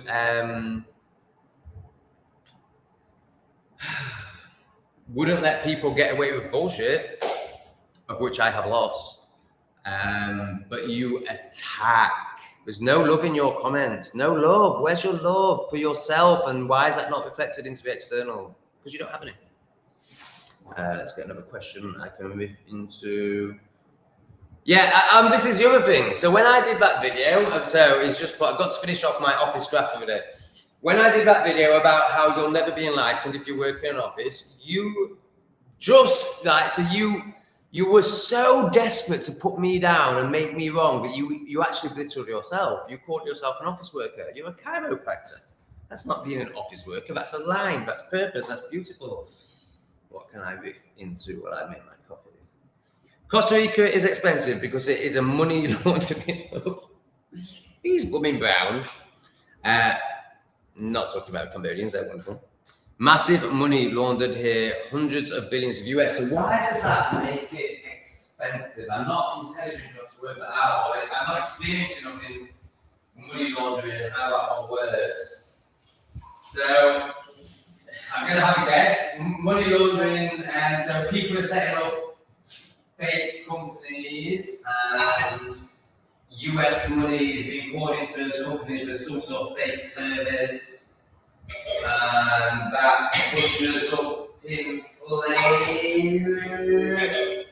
Why would that push up inflation? Because nothing's actually being bought. So obviously it means more money into the economy. Maybe it means taxes are higher for some reason. But yeah, can you speak into that a bit more, Jim? I'm really interested in this, really interested. So why does money laundering mean that the average shrew has to pay £9 for a pound of coffee, when the other average shrew has 10,000 acres of coffee going into the world? That is what we would like to know, Jim.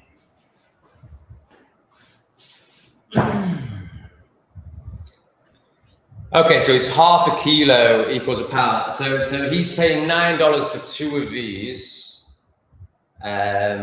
which feels about the same as Cambodia, I think. £7 for half a kilo. I think you can get in Lidl. I think you can get half a kilo for £4, and it's pretty decent. Where have you been? No, I'm in just for I'm in Sam Beef, and it's absolutely wonderful. No, Rick. No. It's not as an attack, mate. So it's just an interesting time. So it's delving in. Like, so basically, there were loads of people saying that you were a shill in the last stream. So it's basically wanting to delve into that and respond to that and to that. And, you know, either you will be or you won't be. So I'm not going to. Obviously, I'm going to choose a provocative, exciting title that will make people click. I'm not going to be like, is Rick Heskey a nice guy? I wasn't going to think on that. But that is basically the question. It's the same question. You've just got to word it in YouTube, obviously, which obviously negativity sells. So there was absolutely no intention of an attack. It was just the intention of what is the truth. And my intention is to Google your name, see what happened, and yeah, try and work it out. Try and work out if the people were calling you a shill or that, or try and work out if you're a good man, that's all. And it will just be based on the truth. It's not an opinion. It's not a. Well, obviously there'll be an opinion there because it'll be assessing the evidence and then coming to one's opinion through the chat. I thought it would be good fun. And if you're not a shill, then you have nothing to worry about that. No. I did consider it at one point. Are you going to go with the Australian painters cash? I did consider it at one point for a laugh, and when I was doing Not Today Satan content, I might do it for a laugh. I might just, you know, I might just do it for. I might just turn up on. Yeah, I mean, it would be fucking hilarious to just turn up on a live stream one day. So I might have it for a day or two just for a laugh, but no, it's not like going to be my look. Ponytail, I've done the whole long hair thing, and I decided it was just a Vigo. Now, I do think there's something in. Is there anything in there really? Does it really matter? But there have been times in my life where I've been kind of into just let it grow. I think I could be wrong about this, but maybe Native American tradition where it's basically like, why would you like that? It's your wisdom or something like that. But basically, when I had long hair, it was a nightmare. It was a nightmare. Like sleeping is a nightmare. I mean, people who have dreadlocks are so egoic. Like to do that to yourself, I mean, it doesn't even look good for a start, and it's trying to be spiritual and all that. You know, so external. Awakened Vape had been for a long time. You know, like to sleep with dreadlocks is awful. To live with dreadlocks is awful. You can't even itch your head. So that's a whole nother level of spiritual ego. But I think even a ponytail, like, it's not comfortable. It's a hassle. I live in hot countries. I get sweaty. It's just not practical. Debbie, I prefer your hair longer. Oh yeah, you're not talking ponytail, are you? You're talking like it is now. I think I'm way better looking when it's short, but maybe that's like conformity conditioning. But you know, sometimes it's crazy. Like sometimes I look in the mirror and I'm just like, oh god. And then other times I catch myself and I'm like, damn, you are hot. And it's pretty much always when I've got short hair. The second one. Vic Heskey, I hate to admit it, Tom, but you seem audience captured calling me. Oh god, he's getting defensive. Ugh. Ugh. How boring. I'm not calling you a shill. That's absolutely not what I'm doing.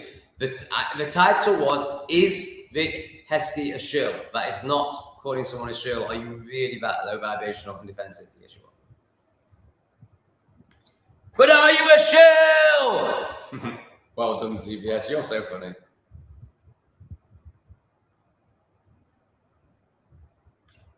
No, he just has a lot of defensive ego. Sadly. Because he's a donator, you know, obviously I don't want to criticize him, but I'm gonna say authentic and true. I'm not gonna just blow smoke up the arse of people because I said because I know, because I trust, you know, obviously that's what God wants, me, universe, whatever it is. So I know that if I'm honest with Rich and he gets triggered and F's off and I lose out on my whatever it is, 20 quid a month, let's say, somebody else will come in who is 50. Because that's how the universe works. It's like, oh, well done for being authentic, there's more.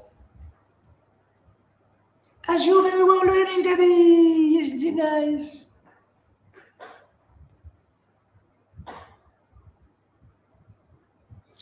Just with Albert, you're a key part of our lives. Albert is only joining us for a short time, she says. You do whatever's right for you, Albert. You honour yourself. If you need an early night, you have an early night. But I really enjoy your inputs into that. Wow. Coffee plants take 3 years to start producing fruit. That's quite a commitment, isn't it? Here he is. Right, so I've now seen Wee Fat Shug. I feel like I've seen him before. I suppose I didn't have any expectations. I didn't expect like, oh man. But I suppose I should have done with all of his like growing history and stuff. Oh, it felt really good when I saw him, you know, like great order.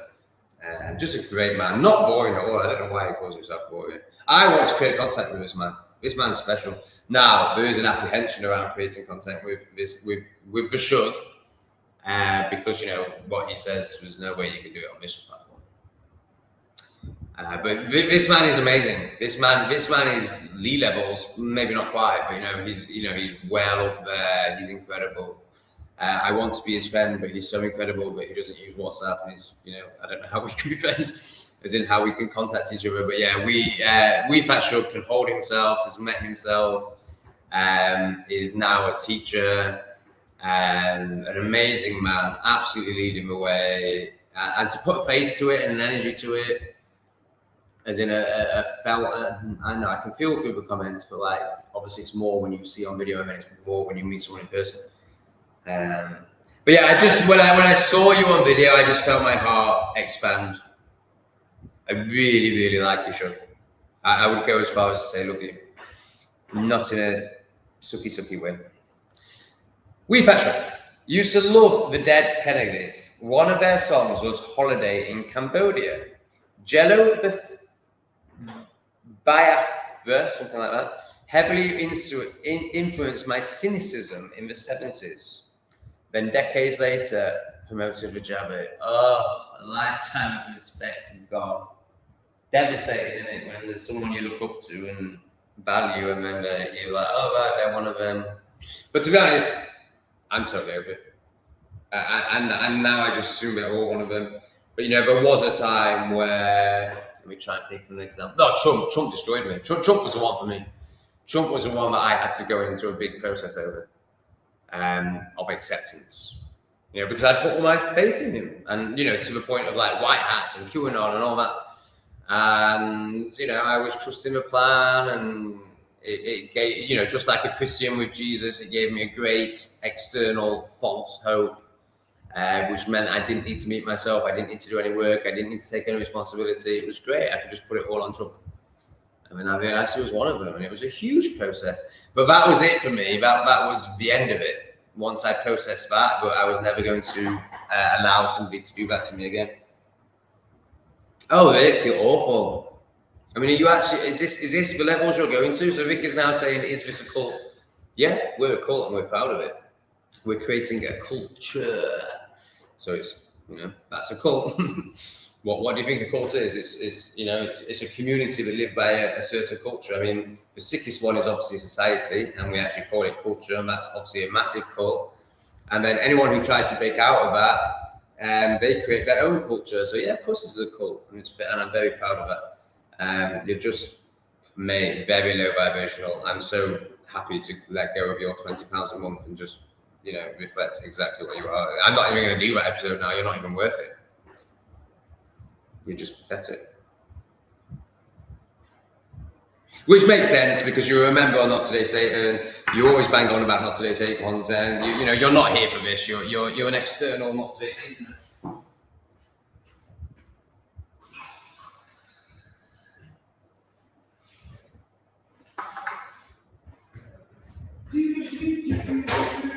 Rick Heskey is gone. I'm not going to block him. He's not being nasty. He's just showing himself for what he is. Oh God, so defensive. Like, how do I know that they can only perceive from their own level of perception, and they can only deal with life as much as they've learned to. But like, how do they not see how, like, it's like a 4-year-old like having a tantrum? Like, it's so embarrassing. Like, just open, surrender. Tell me I'm wrong. Defend yourself, but don't do it from a 3-year-old energy. It's defensive and pathetic and nasty and contorted. Just be like, no, this is my truth, and please read that out and speak into that. And you know, I'm not here to attack you. The fact that you've assumed that it's attack shows how in fear, guilt, and shame you are. Sweetie, can I use your name?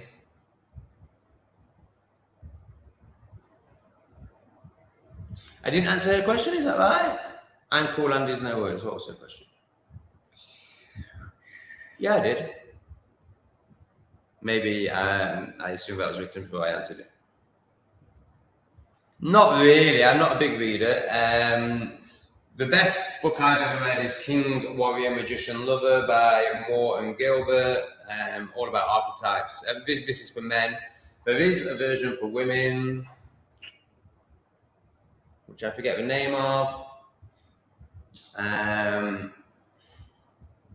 If you're new to spirituality, A Power of Now is very good. If you're new to spirituality, The Monk That Sold His Ferrari is very good, and The Alchemist is very good.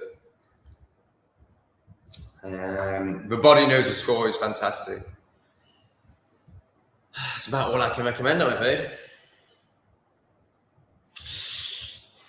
Yeah, but it's also fear. So a tribe called Duff, who won't confirm whether I can use her name or not.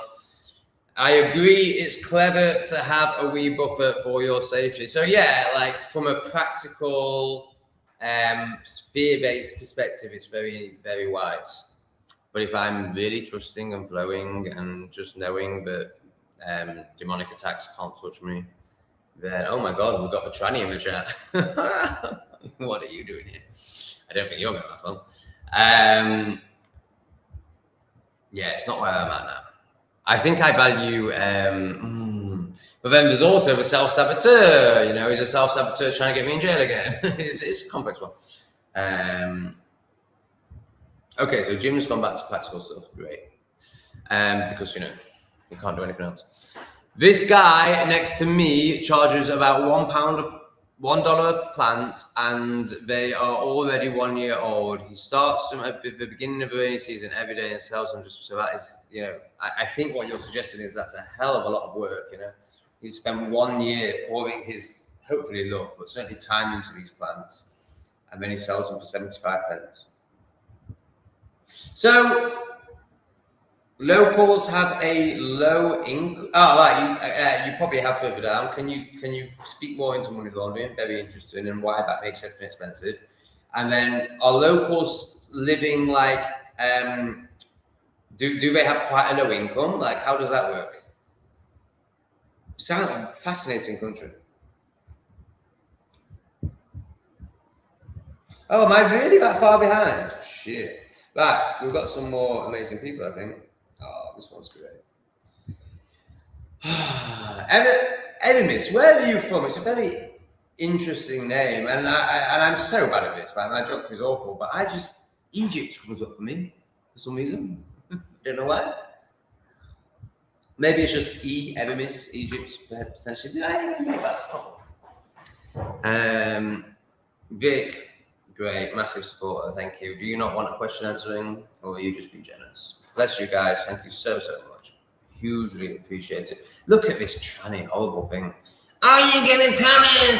I demand. I've just chopped my peel oil. Oh God, such an awful person. Like, so this is the worst person in the chat. This is way worse than this Vic Heskey. This is inverted demon. Vic Heskey is obviously has demonic attachments like 99% of people. But Vic Heskey is just a, you know, he's a good, like, you know, Vic Heskey is at least right wing. This is a living. This is like full on possession. And I think this one might be chocolate on their body. I don't know if it, just judging by the profile picture. Oh yeah, let's pick it up. I've never actually properly looked because obviously they're completely insignificant. So I don't know if they are an actual T.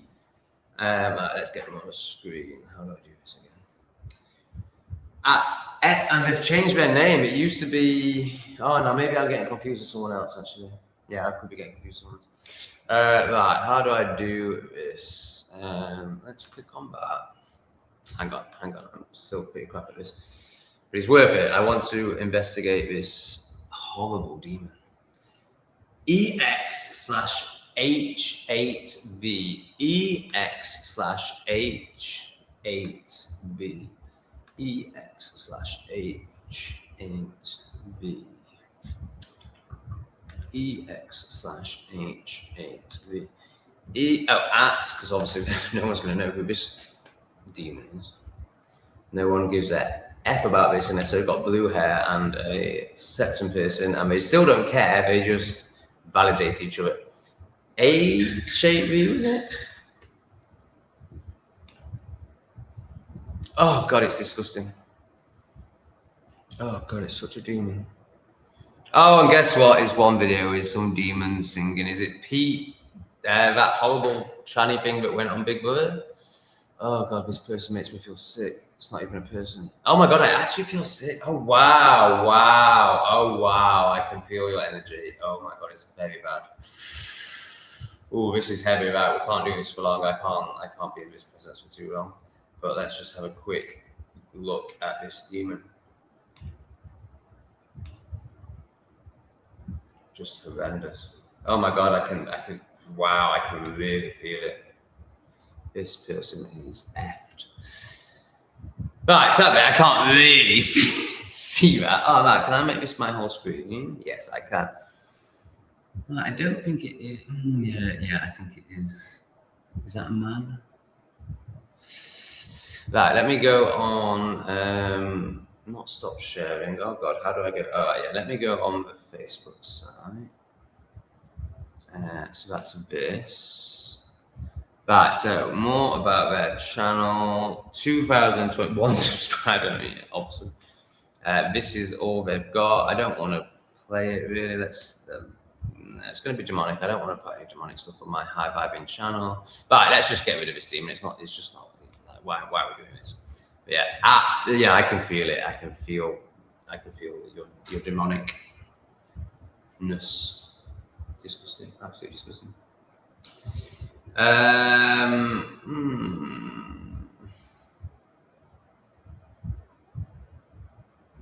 am now in Sayamri. I've got to move. I'm just going to scroll. Oh, hang on, we are at the bottom of the chat. Okay, let's go back up. I'm not saying anything that I don't know what it is. You have to explain what it is. So Vic didn't put anything on her super chat, but actually has super chat. Obviously, will be her. So members, Patreon members, and donators obviously get prioritized. Can I use your bloody name or not? It's fine if I can't, but can you tell me, please? The light, Vic, the light healer massage lady was amazing. Yeah, it's not massage, it's way beyond massage. It's body work, but it's not just body, like Jim Dandy's body worker, or, you know, they call it chiropractor in the mainstream, but, you know, for me, it's body work.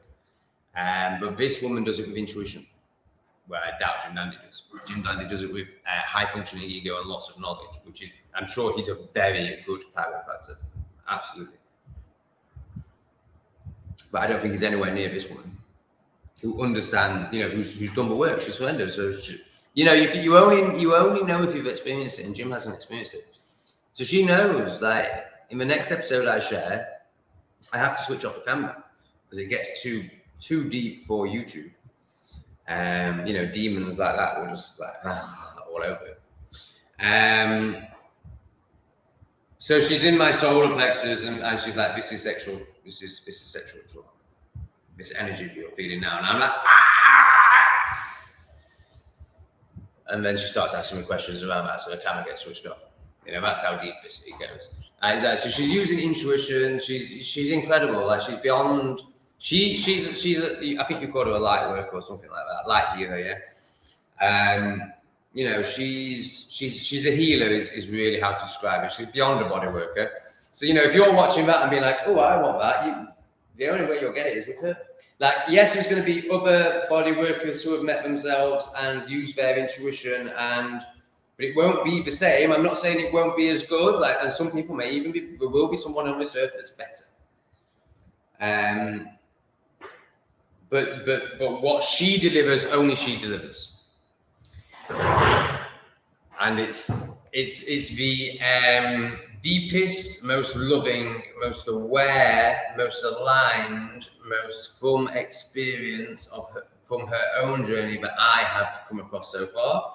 And of course, your external reflects your internal. So in a year's time, when I'm genuinely like some fucking ethereal being just floating in front of the camera and you won't even be able to see me, then I would have met somebody that makes her look crap. You know, I mean, obviously, crap is definitely one word. She'll never be crap. But, you know, what I'm saying is, you know, there will be people on totally higher levels, but I'm not ready for them. And I don't need them. Like, she's more than enough. She's amazing. She's, you know, in terms of the collective consciousness of this chat, she would change everyone's life, including Lee. Like, you know, I don't think there's anybody that's so enlightened walking this earth that she wouldn't have an impact on. She's incredible. Like, she's right up there. Now, obviously, I can only speak from my perspective. So, obviously, the external reflects your internal. So, I'm speaking of the people that I've met, because obviously the universe isn't going to send me somebody that's way beyond me. Like Lee feels way beyond me, and that's as far as there's no point the universe sending me anyone beyond Lee, because I can barely take Lee in. I mean, I can. Like, he's amazing. You know, I don't need, like, I can't learn everything that Lee is offering me right now. So why would the universe send me more than that? And the same applies to her.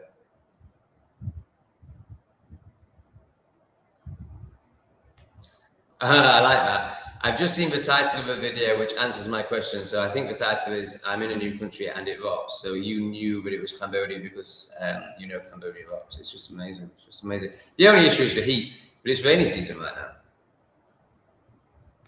Oh, she's just phenomenal, and she doesn't care. That's why she's, you know, she's done the work. She's not trying to be a beautiful soul or look a certain way or be a certain, like she's just what she is. She's just what she's experienced.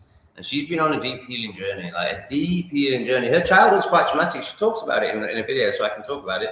I don't know if it's been shown yet, but I think it might be the next video. She's abandoned by her mum at a young age. So out here, in her language, out in Vietnam, in her language, they love, oh, look, I can almost do the, wow, it's not, how's it got so long? I can almost do the gay love and light, I'm a spiritualist, slick, I bet Jim's got one of it. She was abandoned by her mother and she has sexual trauma as a child. It's an apartment, a very high-end apartment. Well, it's just reality, mate. Like, what do you want me to do? Like, water myself down and not teach you all from my experience, which is what I'm here to do. So you're obviously not ready to lean into yourself. You could say learn, but actually, you know, lean into yourself. So you'll make this projection, and it will frustrate you because you just want to be entertained. You want to be kept in the external, and I'm like this, pushing you into the external. So of course you think it's embarrassing. But actually, it's you that's embarrassing, mate, because you're doing this, and that's not what I'm here for. So you shouldn't be watching my content. You should be watching some pleb content that keeps you in the external.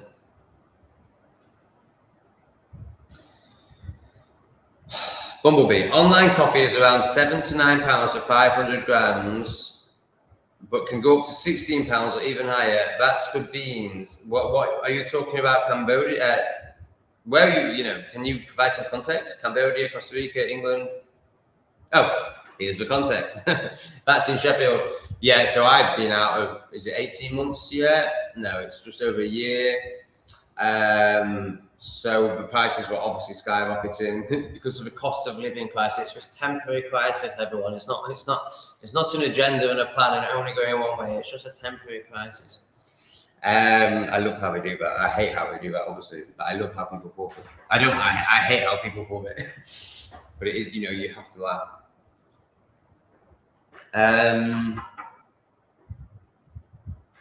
So it's now £7 to £9 for 2 of those bags. So when I was there, yeah, it probably wasn't. So it's probably a £5.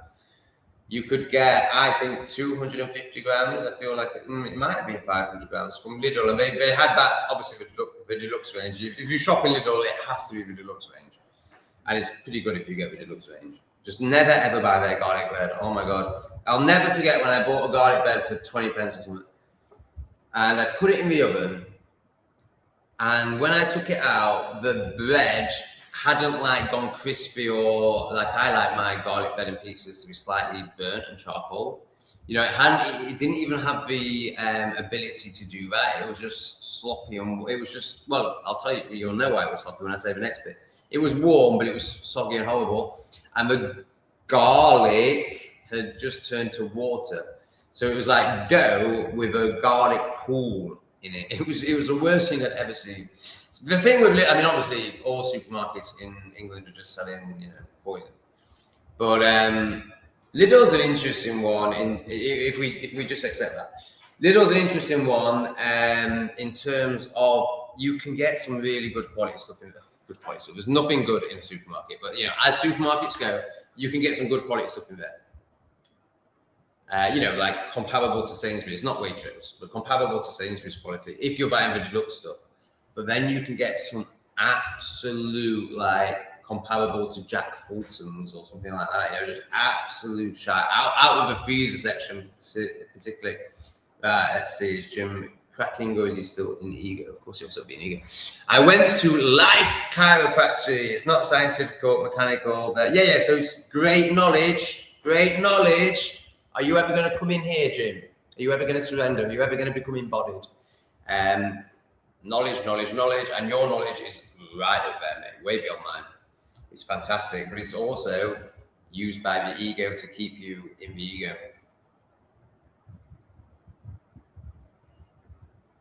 Spec.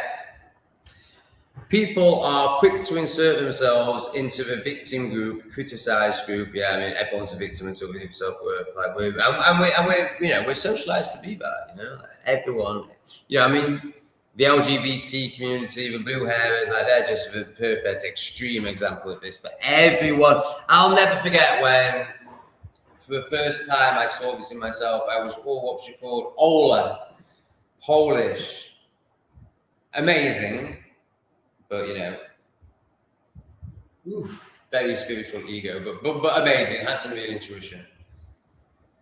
Was way beyond me at the time. I'm pretty sure I'll be beyond her now. But so I'm lying down. So I'm running this community. I've got all the plebs around me, a load of guys, and this Polish angel walks in, and very attractive woman. Both physically and energetically, you know, like, you know, she turns heads.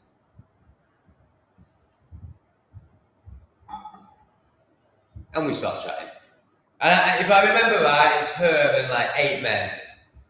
Obviously, at this time, I'm fully gay. So I'm not, you know, I can acknowledge her beauty, but I'm not drooling on the floor. But the other 7 men are all just drooling on the floor. And she's talking to us all, but she's certainly focusing on me. Anyway, next minute I'm on a sofa like this, and she's doing, you know, a lesser version of what you've seen with Nguyen, the bodyworker in Vietnam. And things are moving, and tears are flowing, I think. And later, and later on, all the plebs around F off, and it's just me and her. And she goes, "When are you going to stop being a victim?" And I was like, "What? I run this business. What do you mean I'm a victim? I'm a highly functioning, very successful man. External. And she really broke it down for me how everyone is addicted to being a victim, and how it's, you know, it's you know, because ultimately the spiritual journey starts with taking responsibility, and then that turns into courage, and then that turns into trust. So she explained, you know, victim culture to me, and reflected to me how I was being a victim. And rather than doing a Jim Dandy and getting defensive and doing this, I surrendered and felt it and accepted it. And it was the first time I was like, damn, I'm a victim. Well, sorry, not I'm a victim. I see myself as a victim, i.e. it's the opposite of taking responsibility. So it's deeply woven into all of us. You have to do a lot of self-work to even see it. In this case, the opposite of that. Let's start again. So Sven, please, people, let's start again. People are quick to insert themselves into a victim group / criticized group. In this case, office workers. So I think you're referring to Jim twisting his beautiful profession just so he could attack me, because that's how egoic he is. It's okay if you're an outlier too. You need to clutch your pearls. I'm not entirely sure about the last sentences in understanding. I'm not saying I don't agree with. But the whole victim thing is just fucking huge. Absolutely huge. Right, here we go. Jim is going to explain why money laundering in Costa Rica affects the price of goods. The influx of money creates the inflation. Yeah, makes sense. More money chasing the same goods, speculating on the same land.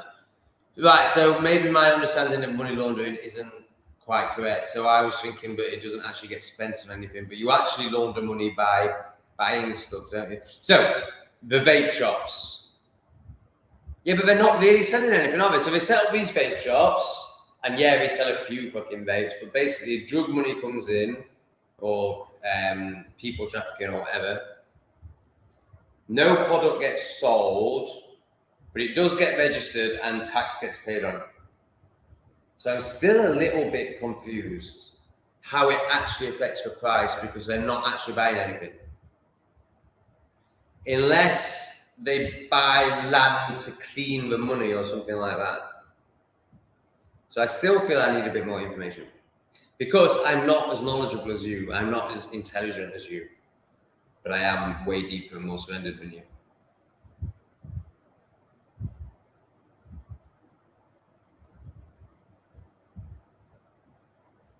Yeah, this is incredible. I've spoken about this in my lives as well. How come when you're dying for a poo, your arsehole knows when you're seconds away from sitting on? It's incredible, isn't it?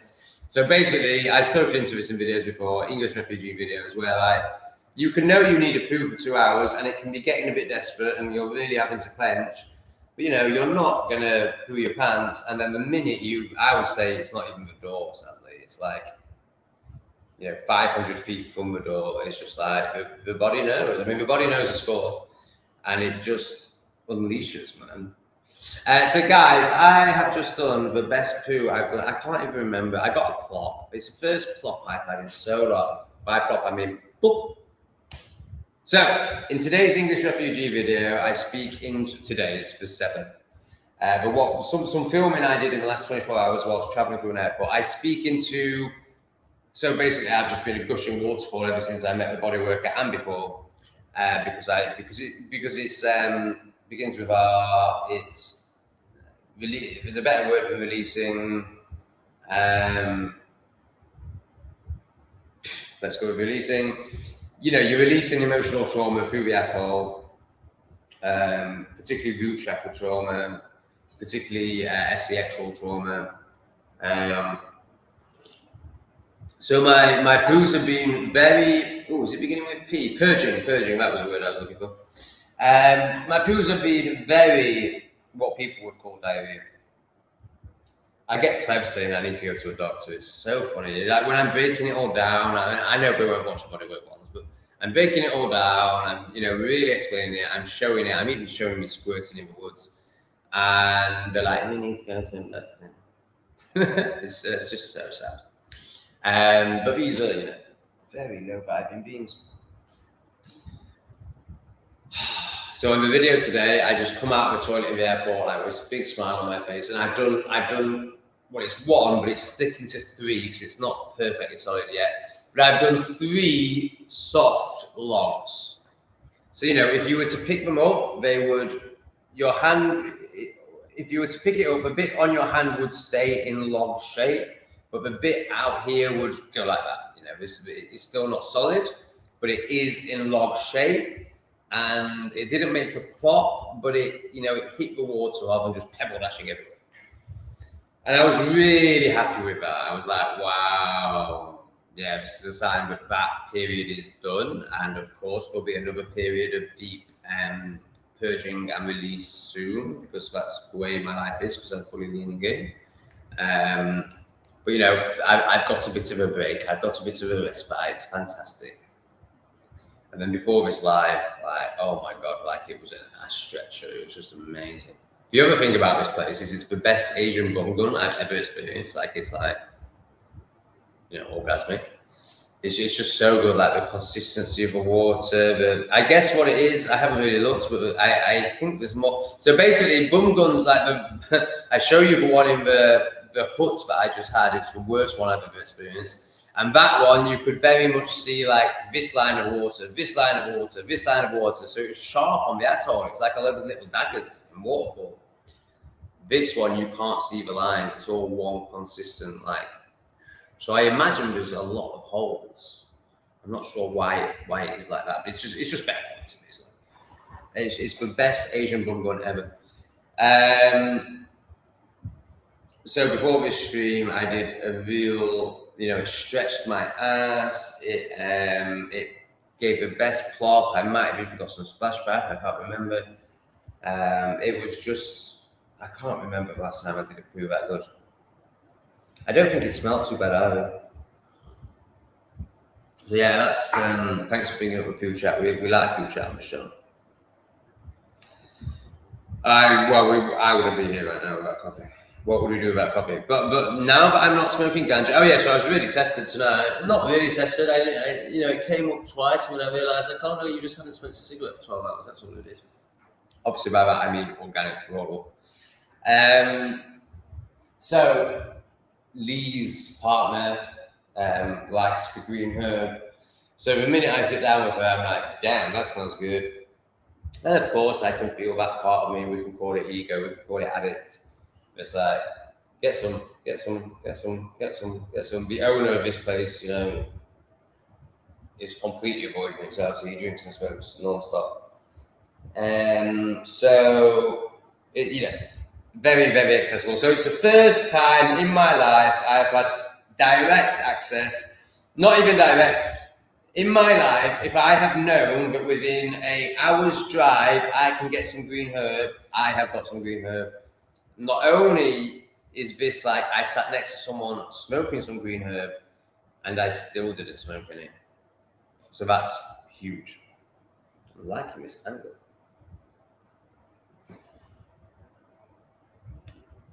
Sure. When Jello turned out to be a shill and when Metallica brought out the Black album in the 90s, two of the saddest events of my life, yeah, I bet, man. I bet. I think this is really equivalent to my Trump awakening. Oh God, he's gonna get, so he's gonna go from defensive to attack now. He's really showed himself up. This is so bad.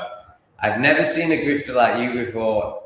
It's like submission grifting and nobody is worthy, so they send money to feel worthy. Oh, bless him. Look at the level of projection and self-avoidance this man lives in. Like, he's even using the word, I mean, what is a grifter? So basically a grifter is something that is a projection of the office worker. Like, obviously the biggest grifter is the office worker, like selling your soul, having no purpose, not creating, not putting into the universe, just taking and surviving, total service to self. So this whole grifter concept comes from the office worker, the plebs, the slaves projection. It's just jealousy, basically. Why is creating for yourself and providing incredible service, and even if it's just entertainment, let alone all my enlightened stuff, let's just say it's entertainment. Why is that grifted? You know, these people, without the entertainers, without the YouTubers, they'd end themselves. Yet they're grifting. The people that are keeping them alive are grifting. It's just the saddest thing I've ever seen. You're very close to being banned, Vic. Just so that you know. The only reason you're not getting banned is because you've donated money in the past. But I know that's going to end now because you are hugely triggered. So I might as well just ban you because you offer nothing. You are very low vibrational and you have, so you're holding a lot of inner child trauma and you're coming from that trauma. And it feels like it's hard to put an exact age on it, but you know, it's definitely 10 years or less. It feels like it's between a 7 and 10-year-old inner child trauma. What happens to you between the years of 7 and 10? But of course, you won't ask yourself that question. You'll just keep projecting.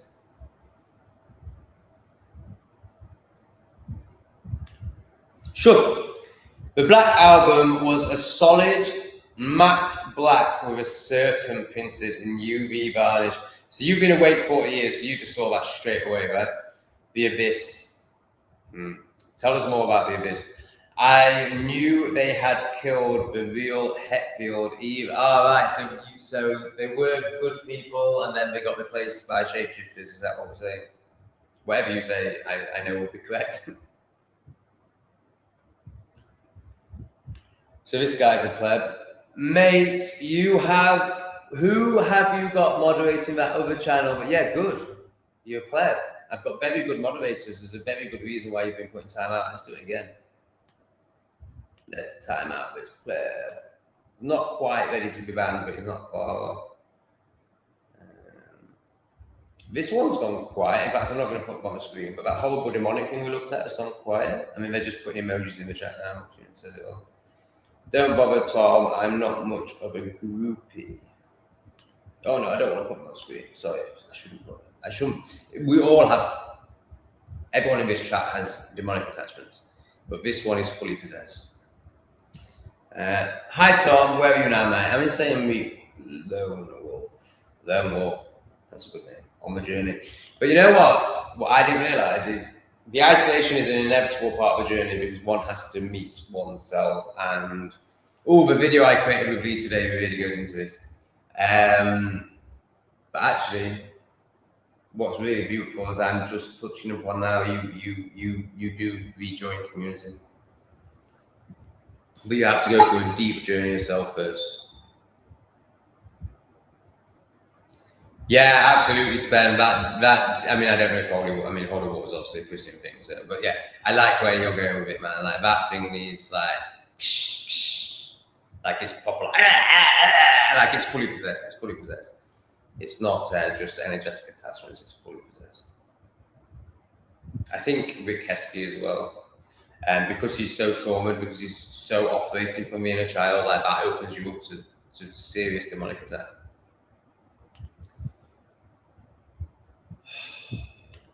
Hello, Kenny, you beautiful little Irish pixie. I love you. Hee, Debbie, you would be good. It's just choo. Isn't it good to know her name? A tribe called Dove, a tribe called Dove. I hate it. No, I don't hate her name. I just hate having to say all that. Jim, I studied directly with the fact, yeah, but it's study, it's mind, so you don't get it. Like, you've not surrendered, so you can only perceive from your level of perception, and you keep trying to explain yourself through the external. And you've said to me, like, me and Jim were exchanging WhatsApp messages at one point. And he said to me, you know, he didn't obviously use the word understand because he was trying to come from above, but he was like, I don't see things as internal and external. So that's when I knew. Yeah, so you can't perceive me. You can't perceive what I'm saying. You have never been adjusted by me. Also, so I would absolutely have a chiropractor session with you. I think you will be, in terms of the mainstream, one of the best chiropractors in the world. I have no doubt. And if I ever met you, I would absolutely be honored to have a chiropractic session with you. The unconscious pussy played his own video back to his viewers today and almost lost the plot, wanting to know why the armed commenter. Yeah, he's completely of the ego. You know, he'll say, very similar to Drew, and will say, I don't care, I'm not about money, blah, blah, blah. But then you can see, like, half of their content is, why does no one comment? Why does no one watch? The ego is hurting. It's hurting. So I like how. Oh yeah, Rachel, I want to give you a reflection, a positive one. I've definitely seen a change in you in the last few weeks. The last week. There's a humbling occurring. There's a deepening occurring. I still would like to see the words from you. I am not enlightened, and then you can, for you, not for my ego, not at all. I don't want to humiliate you. That's not and it shouldn't be. If you are deepening like I think you are, you would get why I want you to do that, and it isn't about humiliation at all. It's for you. It would be really good to see you acknowledge that, and then I would know that something really is shifting. Now, also a reflection of where you're at. What I see in this is you trying to be my friend. So you try to get my attention through jealousy and shame, because that's basically all you know. So at first it was, I love the unconscious pussy. He's better than you. I'm watching him now, assuming that's going to make me jealous, because that would make you jealous. Obviously, you can never contact me, but you know, on your level, a friend rings one of her other friends instead of you, that makes you jealous. So you can only perceive from that level, or you certainly could. Now you're trying to suck my D by going along with what you think I want to hear, which is slagging him off. So you're still obviously very external and egoic and unsurrendered. But I have seen a shift. So we're coming from, like, you know, absolute delusion, claims of enlightenment, when one hasn't even taken a breath. To how have I seen it? I mean that's a shift, going from not really, like, you're going from trying to make someone jealous to sucking ass. So it's still very, you know, doesn't really make any difference. But what have I seen? I've seen, yeah. So I've seen. Whilst I haven't seen you take accountability. Yeah, I haven't seen you go, okay, thank you, Tom. Thank you for your reflections. Through your reflections, I have realised that I was deluding myself around enlightenment, and I am a clever. Because self-awareness is the first stage, along with responsibility and, well, yeah, they're the first two stages. So I really hope I see that, for your sake. But what I have seen is, yeah, so there's no longer any claims around that. And there's more authenticity in your shares. I think I've seen a couple of shares that touch, and I mean touch, as in like a little stroke from the tip of the little finger. They touch upon vulnerability.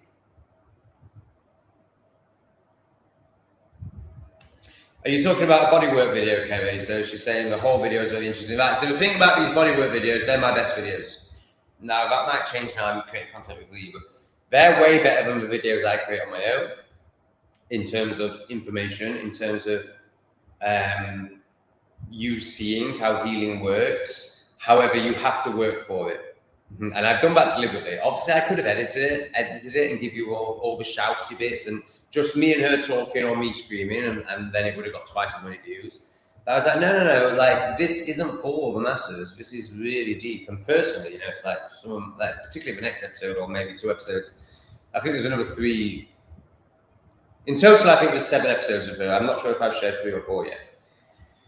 But yeah, the next 2 episodes, you know, from my perspective, you know, I'm sharing my deepest, darkest stuff. So, I'm not quite. I switch the camera off when it gets to the really, really gritty stuff, which I would love to not do. It's not because I'm scared of sharing it. It's because you don't deserve it. Or as a collective consciousness, you don't deserve it. Someone like Kerry deserves it, but Rachel doesn't. So, I'm not going to...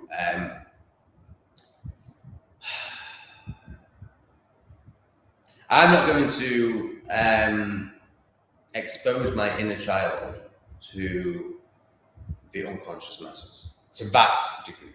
I do expose it a lot. So I think it's really good what I've done. I've sacrificed views for only allowing the right. There's no way Rachel can sit through that, for example, because she needs dopamine hits. So it's all the special ones, so that's why I didn't edit it. I want you to work for it. And also, if I was to edit it and chop out the exciting dopamine hit bits, only have the dopamine hit bits in, then actually, so I don't watch my videos back, other than lives. But what I do is I'll put them on just for algorithms and mute them, so I see my videos. I don't sit and watch them, but I'll be doing something and I'll see this. I didn't realise that gun she has. I saw this today. I didn't realise it flashed a red light, which just looks cool. So that'll be infrared light. Obviously, it's not just for fun; it's healing. And I didn't realise how much. Obviously, it's because I'm a bit of a fatty, but I didn't realise, and also because that gun is amazing. I didn't realise how much like my body ripples. I thought, I knew I was moving and reacting to it, but I didn't realise that when she touches. No, I haven't done. I get, Jim, why do I get this posture, I'm sure? Why does my pubic bone right at the bottom get so sore? And it's nothing to do, I haven't been bumped for ages. I suffer with this a lot. I assume it's the way I sit, I assume it's bad posture, but I really, and also it's definitely linked to driving a scooter. But I really suffer with a sore pubic bone. Please explain. Why am I stood up? Why am I showing you my ass? Oh yeah, I don't think it was that important, is it? So she touches me here, and like you see it all moving here, and the whole body reacting, like just incredible. Best videos I've ever created, I think. Depending on what perspective you're coming from, of course.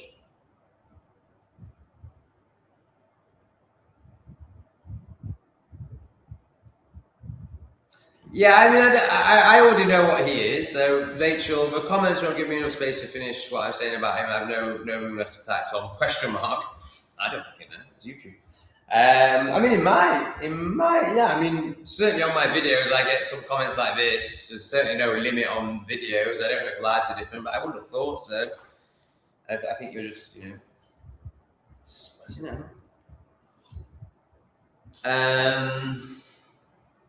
Yeah, I'm not interested. Like, I know exactly what he is. I've said it myself. I don't need you to suck my D by, you're doing the typical pleb thing, like trying to get validation from me by agreeing with me. But you're a leaf blowing in the wind. If I said he was fantastic, you'd be saying he's fantastic. It means nothing. It's boring. Jim, network chiropractic is essential bodywork without massage. I'm sure it is. It's all about the flow of breath through the spine. Yes, but this can still be intellectual. This is intellectual, but fantastic. The best intellectual on the planet, and connecting pockets of trauma intellectually in the body with function pieces of space. Yeah, great. So the ego is high functioning and can understand all of this, but the body hasn't felt it yet. Now, of course, there will be to a degree, but you're not embodied, you're not surrendered. It's very clear. But you are the best at what you do, and you are one of the most intelligent men on the planet.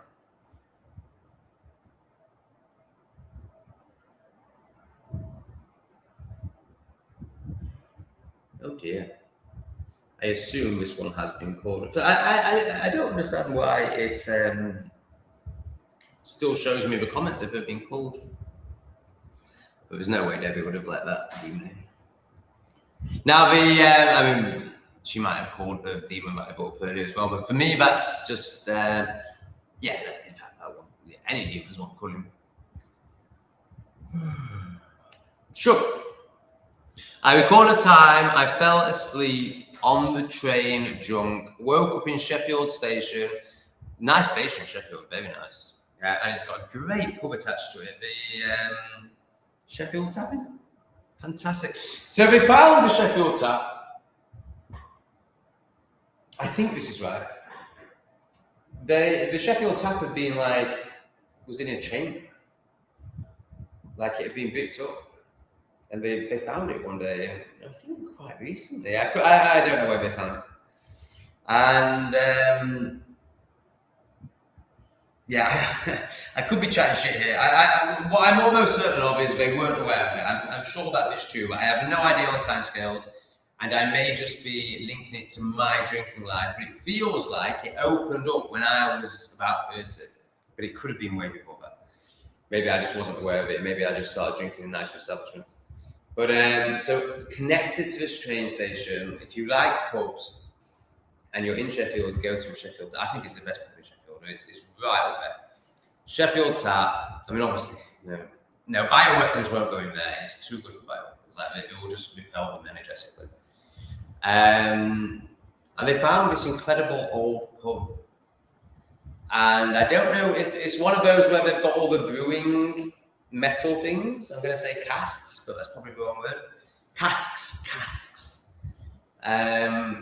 So I assume they're the originals. I don't really know what I'm talking about, but it's incredible, and it's all like Thornbridge and craft ales. It's wonderful. So he was in Sheffield train station, luckily able to call a friend in Doncaster. So he fell asleep drunk on the train. Where were you trying to get to? Spent the entire weekend getting drunk in a bikers club. I don't know Doncaster at all. Good people, real, very working class. I imagine you would like Doncaster people. I would like Doncaster people as well. You're going to get a lot of builders and real men and very little wokeism. Good people in Doncaster, real people, English people, the type of people that voted for Brexit, not that obviously still, they're going to feel conscious of this. But it's that sort of energy. It's like F the system, we're real, we're not indoctrinated, we haven't been to university. Of course they're still indoctrinated and will now be reformed and we'll believe in voting and stuff, but not indoctrinated to blue hair, septum piercing levels.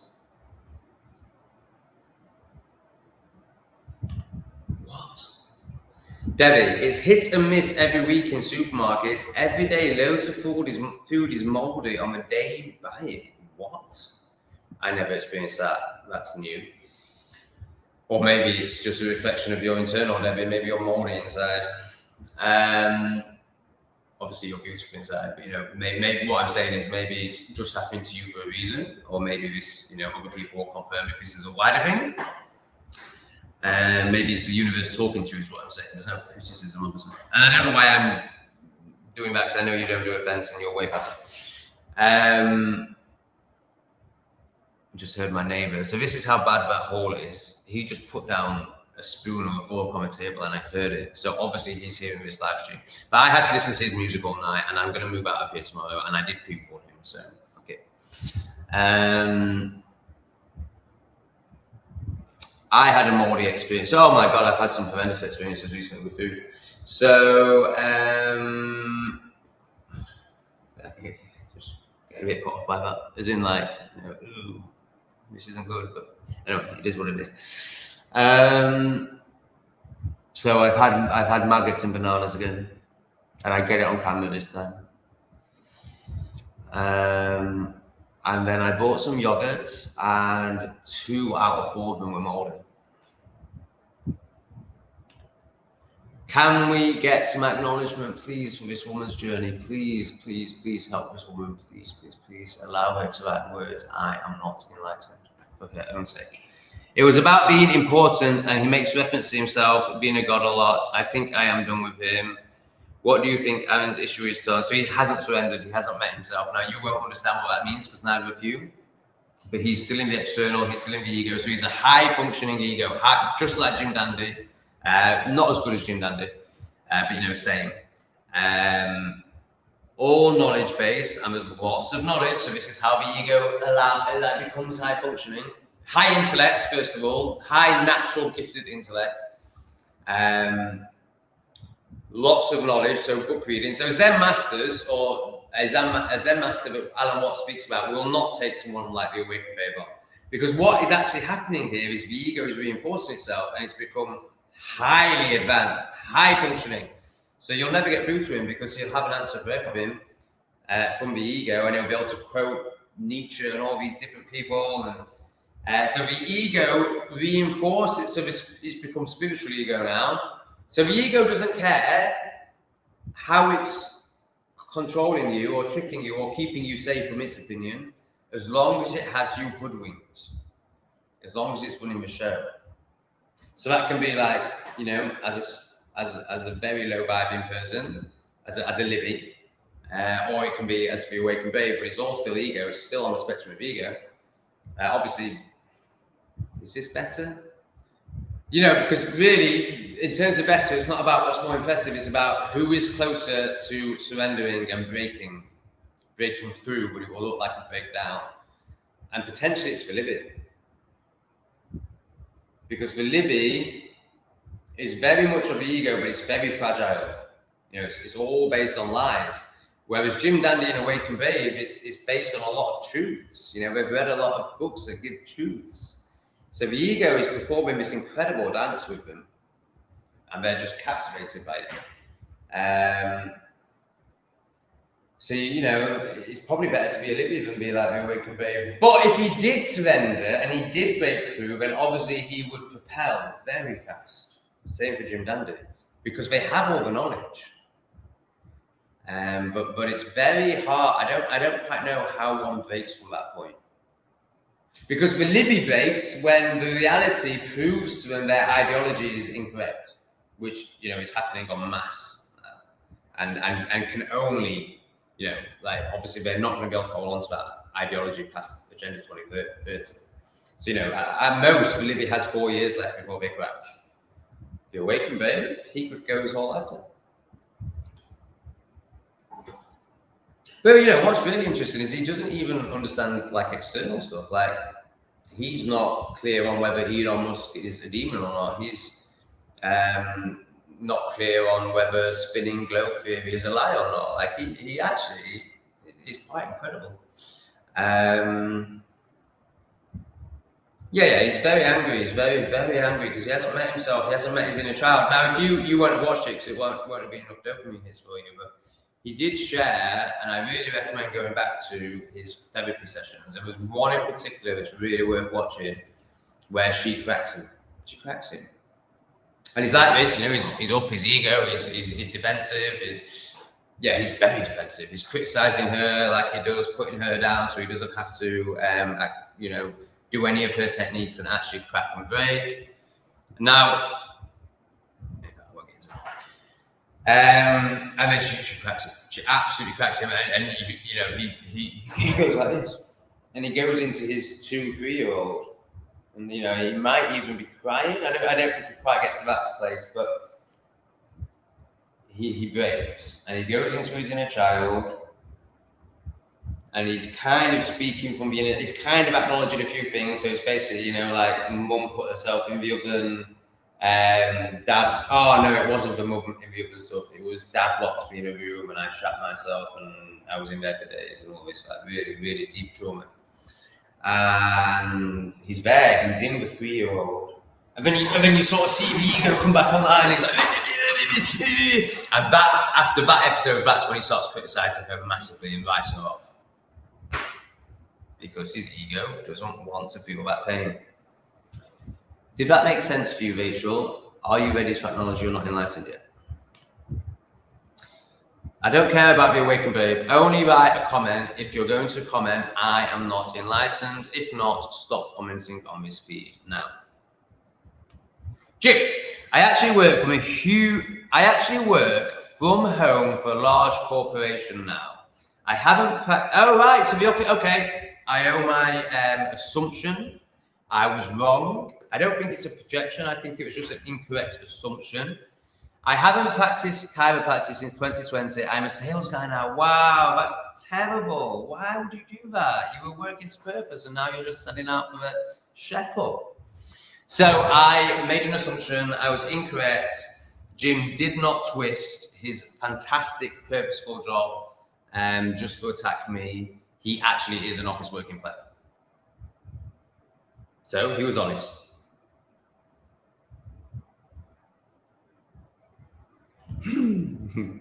Albus is off on his adventures. Have fun. Oh, Albus.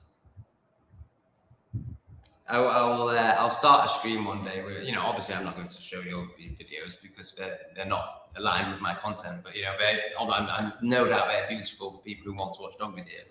But one day I will start a stream with one of your videos playing just so we get to see Albus.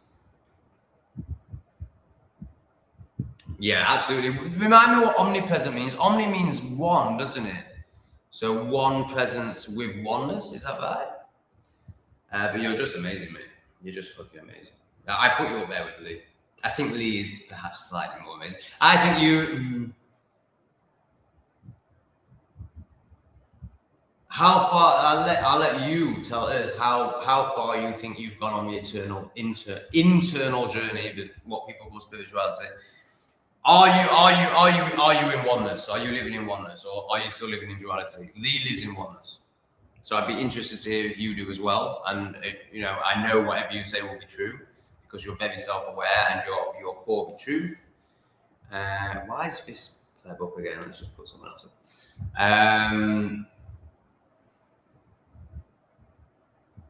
Yeah, so I've been very impressed by you. You clearly have deep self-awareness. You've clearly done a lot of work. You're clearly as surrendered as me, probably more. But I notice a big focus on the external, and you smash the external, like you smash it apart, and maybe that's why you're here, and I'm not criticizing that in any way. Whereas Lee is all about the internal. So that's why I would assume that Lee is kind of like this. I mean, I'm here. And that's not better or worse or anything like that. It just is what it is. So I would like to hear your evaluation of that, Shug, and whether that's correct from your perspective.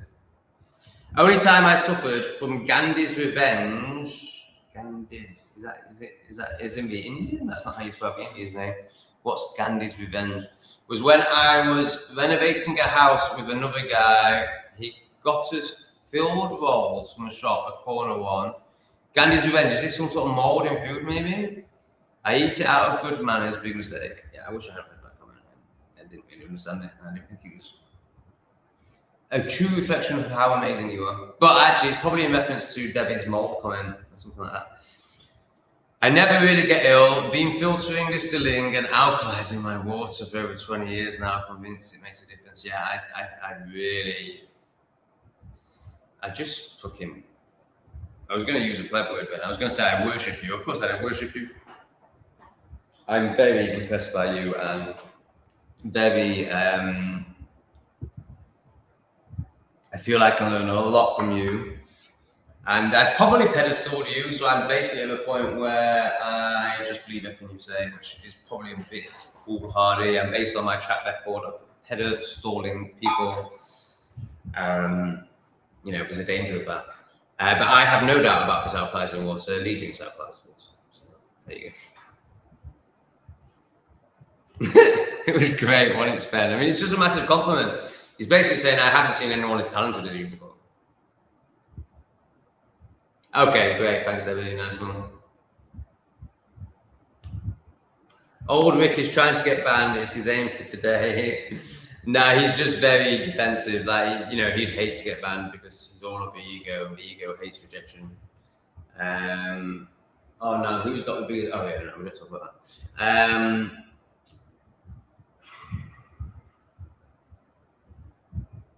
Today it will give him validation. Yeah, actually there is that element to it as well. Yeah, you're quite wise. I'd like to know more about you. I'd like to know your name, your sex, at the very least. If you are willing to share that.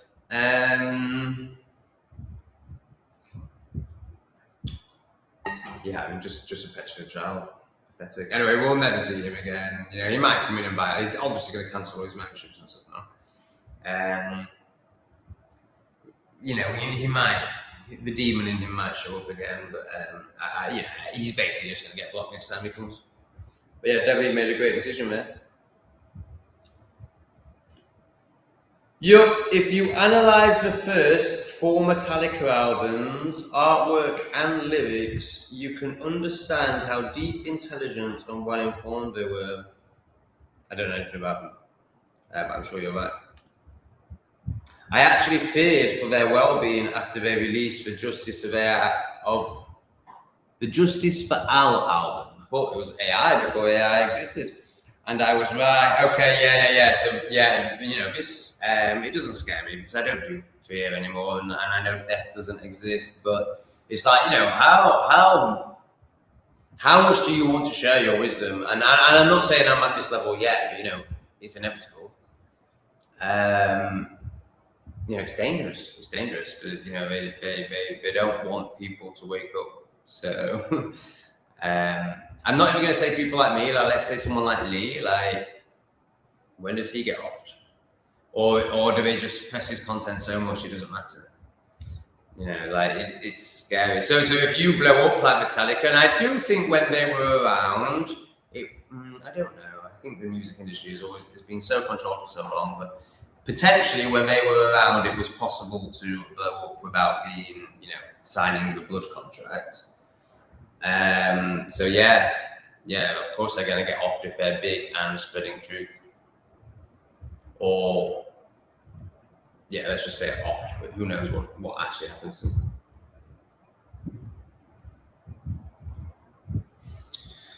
Two hours 30. Still dark, so we'll go on a bit longer, but if someone took some money, then obviously we'll go on longer. So I've had 6, 11, 13, 23 pounds. It's been a very so after YouTube's cut, I'm going to earn less than minimum wage. So can someone send me some motivating shekels, please? Yeah, you're great, Debbie. Thank you so much. You're doing such a wonderful job. And like you did with Sophie the other day, I loved your probing questions, because not with Sophie obviously, but you know, like Rachel would be a good one for you to have a go with. And obviously this is you learning as well. The next stage for you, or maybe a few more stages. Yeah, you're definitely you took responsibility years ago. You'll now encourage, next is trust, and then it's passing it on. So, so start practicing that now as you are doing, you know, like asking the plebs questions that you know, so you see, you know, when you were asking Sophie that question the other day, you know the answer. But what you're doing is you're asking the question that might allow her to see the answer. I love it. So have a go with Rachel, see if you can, because obviously, you know, these, the two people I just mentioned, you know, it could be that a woman's energy and your softness compared to me would allow them to open up more. So have a go and start practicing what you are going to be, which is a way show it soon. They went from songs like Frayed Ends of Sanity, fantastic, Twisting Under Schizophrenia, Falling Deep in the Dementia, to lyrics like Take My Hand and I'll Take You and Neverland. Says it all, says it all. Sayamut, Cambodia.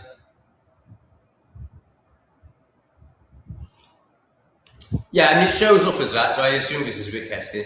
It shows up as being a knob, but actually he's a deeply wounded little boy who is living in a lot of pain. And the knob is the ego defending that. Protecting that. He's surviving. It's the only way he knows how to survive, you know, so you know, I see it for what it is. I do judge it, as in, I don't even judge it. It's not judgment, it's just here's a reflection, here's the truth. If you want it, if you want to crack, if you want to deepen, if you want a better experience of life, here it is. Over to you now. I release any attachment to it. Is the audio bad? Audio is fine. Thank you, Debbie, for coming straight in with that, because you knew that would affect me and the live and make me worried. So Debbie, within 2 comments, so we get this, then we get this, and then Debbie's on it. You are the best moderator. Obviously not the best person in the world. That's Lee. In my world, I should say. Okay, Lee, sure, I'm done with Metallica stuff. It has been very interesting, and the point has been made. I'll put it on the screen. I'm not going to read it. Oh, good to see you back, man. I'm really glad you're with us. Really glad you're with us. It takes a lot of courage to come back after the stick you have received. And I understand why you received stick. You did do a terrible job. I don't hold that against you, and it's fine. You tried and failed, and failure is fine. I failed many times in my life. But it takes a lot of courage to come back after that. So good on you. Hey up, I put one on the other day for a sleep pussy. He's obsessed because got nothing other to do than yeah. So this is the other thing. I don't care about you. I don't care about views. I don't care about YouTube. But I'm going to release 5 videos a day. And I'm even going to release like me cooking or me buying clothes, you know, like clearly trying to get views, clearly trying different avenues to get people's attention. Like it's so fucking obvious. You're an interesting one, man, because you do have some awareness. But, you know, what happened the other day came from, you know, you got defensive and you got stressed. And I'm not criticizing, this is just what happened. You got defensive and you got stressed, which was very inner child, very low consciousness, very low self-awareness. But then you can see stuff like this. You are an interesting one. To post and argue with his own shadow. Yeah, I mean, it really is. It's worth watching. I mean, I don't watch him anymore because I just want like people who are there. I just want to learn from people who are there. But he was definitely part of my journey, and it is fascinating watching, you know, this shadow dance with him. As if we all got time for arguing about religion. I mean, I have no problem with content made that helps people realize that religion is a psyop. Although I agree that he is doing it from a like, I want to attack you place.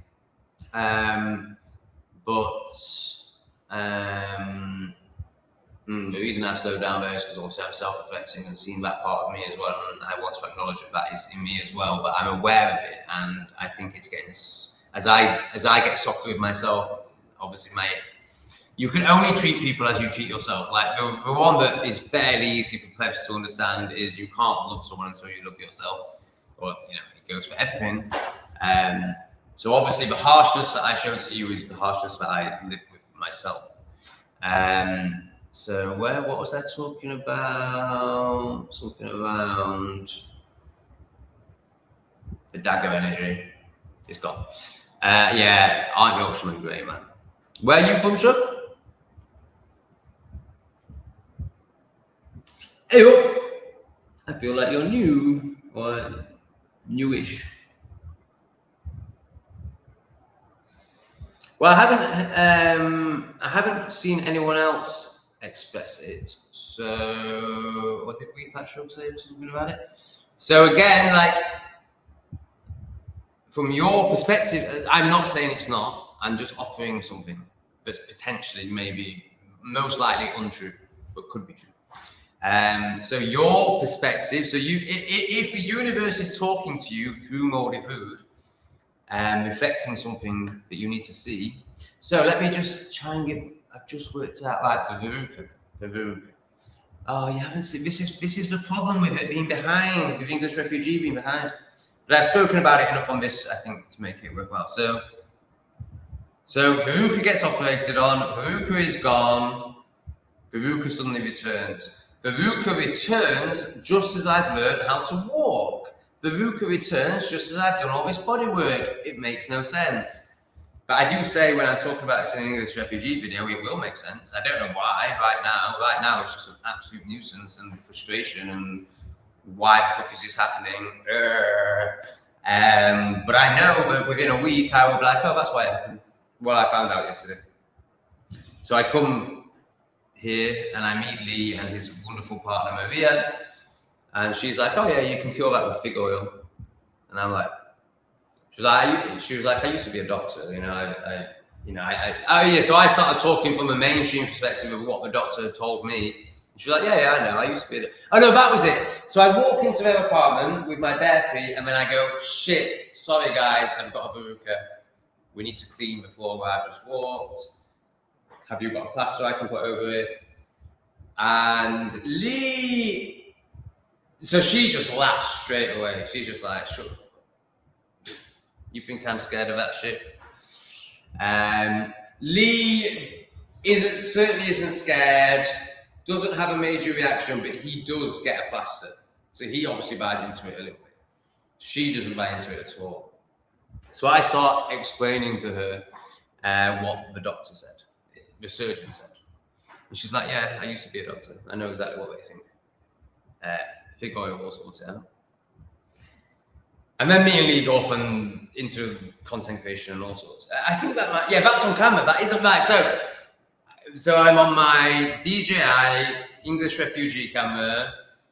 She says that, and then Lee starts going deep, and we switch that off and switch to the other camera. It's on Greater X. So I don't go into it with her, but I'm going to go and sit with her today. I'm going to put the camera on as well, and I'm going to say, right, tell me all about this fig oil treatment. And basically, I think where this is leading is, whilst intellectually I have understood for a long time that everything can be cured with plants, I haven't trusted it, and I haven't researched it, and I haven't lived by it. Like when shit's hit the fan with me physically, I've gone to pharmaceutical treatment. Whilst intellectually knowing that that is ridiculous, it's killing my gut biome, and the fact I've had a mouth infection recently, like it's all coming up, all this like me having to see how disempowered I am and how much I will just take the easy route that I know is against me in every single way, spiritually, mentally, and physically. But I still do it because I'm a pleb in that regard. By which I mean, I'm not indoctrinated because I know it's all bullshit and I know there's herbal cures, but I haven't done the research required to know what they are. And obviously that's ridiculous. Like, why would you put these disgusting poisons into your body when you know there's herbal cures? Like, it's ridiculous. So the universe is going, okay, now it's time for you to learn all this stuff and totally 100% from an embodied flowing place and know that you can cure everything with herbs. And really, you know, show that to the world. So Baruka comes back, which was, you know, it was gone. And now it's really painful. Like I have to either go and get surgery again, or well, I was just about, you know, I started Googling and looking for, you know, it's hard in Cambodia. So even considering, do I need to fly back to Ho Chi Minh just to get surgery on my foot? And then suddenly I meet her and she's like, oh, fig oil. And now the whole world's going to see that. Whole world. the handful of special people who watch me are going to see that. And I'm going to, you know, fully embrace plant healing, real healing, natural healing. Now, of course, YouTube, that was all just a story. Always trust you. It was just for insane purposes. I like to play, every now and again, I like to play with all of what we call crazy conspiracy theories, theorists. It's all for entertainment. Of course, you should always trust your doctor. You should never use herbs, like obviously use pharmaceuticals, because that's what the doctor says. Always get advice from your doctor. Never listen to YouTubers. Don't use woo-woo herbal remedies for anything. Always seek doctor's advice. Right, 100%. If it's not more, all right. So Kerry is confirming what Debbie says. So it looks like it's not the universe speaking directly to you, and it's the skumduggery. Debbie, yes, tribe. And the mince is not mince no more. Even meat. Yeah. I mean, particularly coming out of America, there's some horrendous videos, aren't there, where like plastic lettuce, plastic watermelon. I've seen very concerning videos about mince. I'd be very surprised if it's still beef. Again, of course, I'm just entertaining people. Of course, there's no cannibalism going on if you eat in restaurants, like you know, particularly fast food ones. And potentially, if you're buying mince, you're definitely not being a cannibal. I can't believe people even suggest that. Of course, it's still beef. But yeah, and also parasites and all sorts of really concerning stuff. None of which is true. Always trust your doctor and your politicians. Always get your news from mainstream media. And never trust a YouTuber. This is just entertainment. Obviously, I'm playing a role.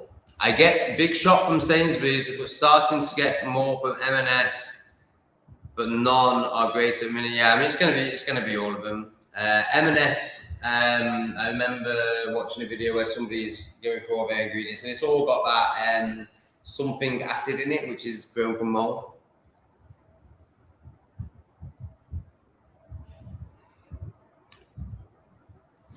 Tom, I think the gays have disowned you. Gonwalk needs to work his magic on you. I was never part of their tribe. I was never part of their tribe. I just like sucking some dick.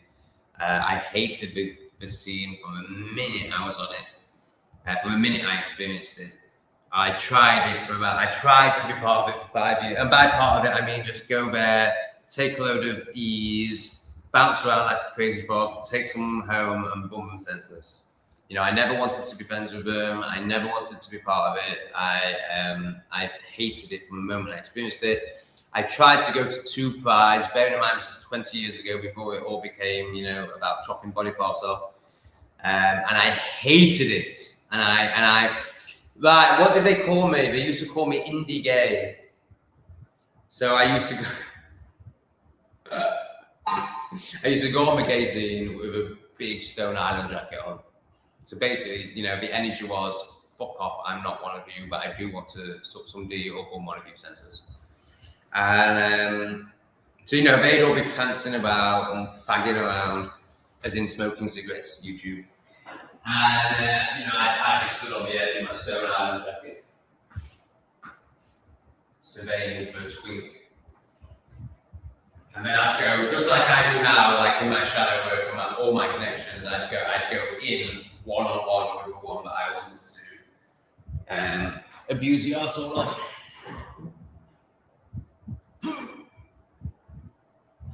I didn't do much of that. I received more of that than anything when I used to.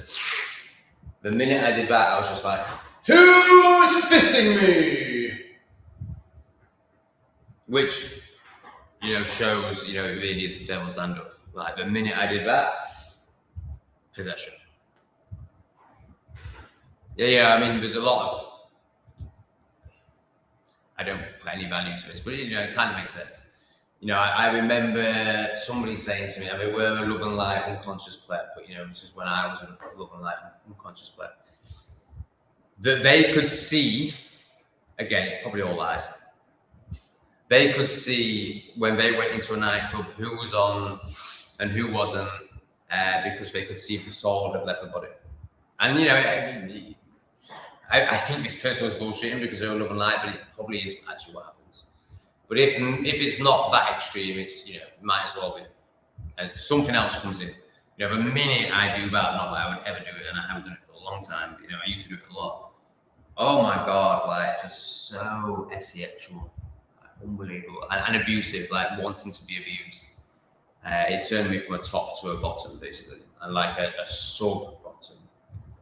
And and if I couldn't find somebody, I would just be sticking anything up my ass. I'd be like, that would have been perfect. I can't be asked to mess about camera, but basically a big water buff that's got a top on it that's about that thick. So I'd work up to that, obviously. I'd start with something. Do you want to know this? I'd start with something narrower, but by the end I would be bouncing or something like that. And I mean bouncing. Oh god, I can feel the part of me who wants to do it because it's actually, obviously the best life experience is peace and presence. But and that's on this side of the spectrum. But from the other side of the spectrum, the best life experience is with an 8-ball and getting fisted. Just the best. I've never enjoyed my life so much as in that moment. But it's not worth the downside, of course. And if you go to the extremes of the dark side of the spectrum, then that's where you're going to be bad. But it's not like you can just go there and then tomorrow come back here. If you go there, then whoa, you're gonna get some attachments, and the next day is going to be, the next week is going to be horrendous. You're going to be just fully in the low vibrations, and then it's going to take you a while to get back to where you were. If ever, I mean, I don't understand demonic possession enough. I don't know how easy or hard it is to get rid of it. I do actually. I just know that it's all about your own vibration, and they just fall off as you. If you've got a demon that's vibrating at guilt and you start vibrating here, it has to fall off. And then it goes to Sophie or Rachel,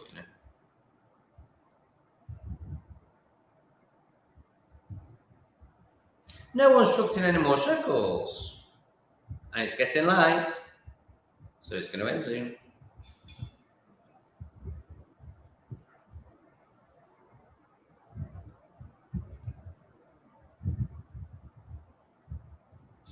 No, it's been good. It's I mean, there might be a bit of irrelevant chat about it, but the supermarket stuff's been really good.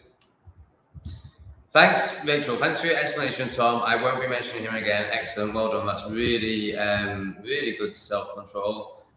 Can you admit you're not enlightened? Until you can, I'm not really interested in anything else you say. I know that's at someone, so that's not really me. Even with this new thing, which has made a huge difference, it's so much better. I just can't believe I didn't get this years ago. I can't believe I didn't love myself enough to spend £7 on a bit of metal. What? Because I've seen these, it's at least 5 years ago, probably longer, when I was like, oh, they look good. It's not that it wasn't a lack of understanding on why one would use one. It was just tightness, £7.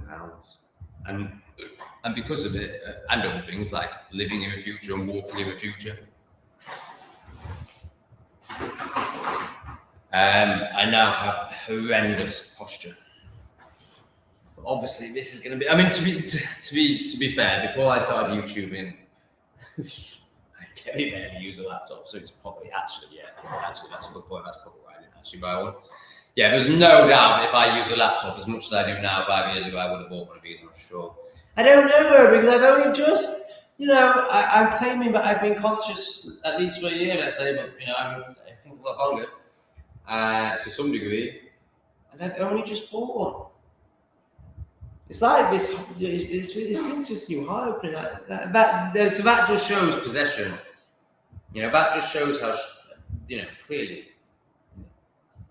How could I have not bought one of these? Well, something was, because there's just no logic. Like, there's no justifying not spending £7 on something that is, even if it's just from an ego enjoyment, even if it's just from an external enjoyment perspective, like, one would acknowledge that this is way better. Even if you're not, aware of posture and how important that is. It just amazes me. Just amazes me that I didn't do this sooner. Okay. I was going to say I'm going to scroll to the bottom and end the live, but I think somebody has done something. Oh, it's Debbie. I don't want it to be Debbie. I mean, I really appreciate it, obviously, but I want somebody else to experience the power of giving. I'm not discouraging you, Debbie. I really appreciate it, and I'm really glad you've done it. I just wish more people could experience the vibration that Debbie's in for themselves. Obviously, it makes no difference to me whether the fiver comes from Debbie. Yeah, no, it makes no difference to me whether the fiver comes from Debbie or someone else. I want someone else to experience the beauty of giving and leaning into that. And at first, it won't be beautiful. At first, it will feel like, and then we'll be like, oh, why did I do that? So this is from my experience. I could have an extra fiver. Scarcity, scarcity, scarcity. But it will crack something. It will open something. And through that openness, the universe can start giving more to you.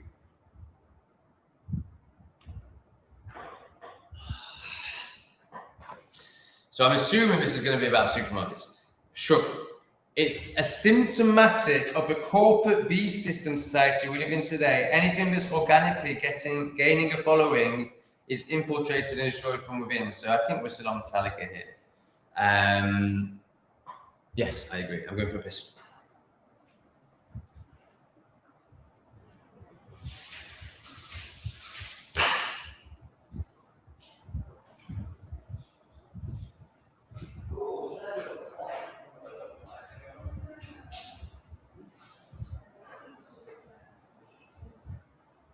Although now, yeah, this is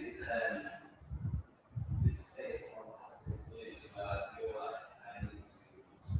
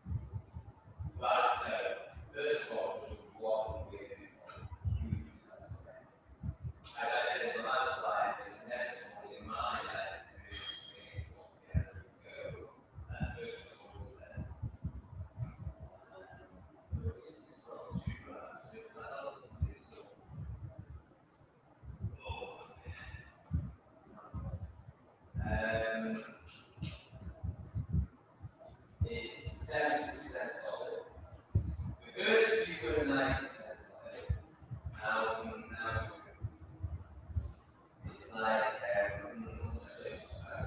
a bit more solid than porridge. So it's not like water. Sticking on porridge. It's not like now porridge then is trust.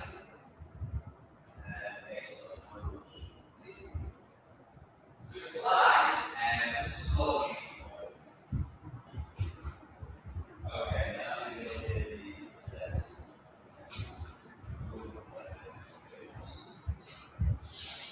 oh, yeah, this guy, hey!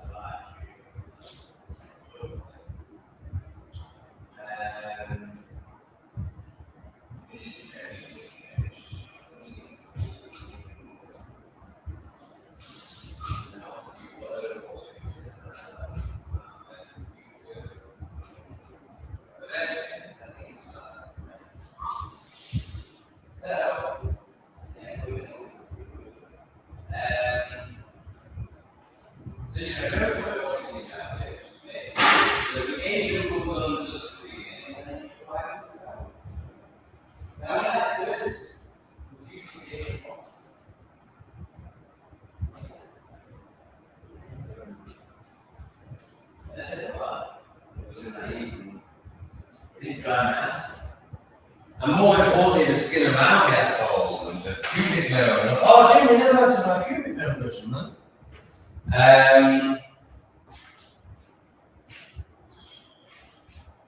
Did you hear all that? Yes, you did. I think the DJI can cover that. Oh gosh, I'm getting tired. Copy.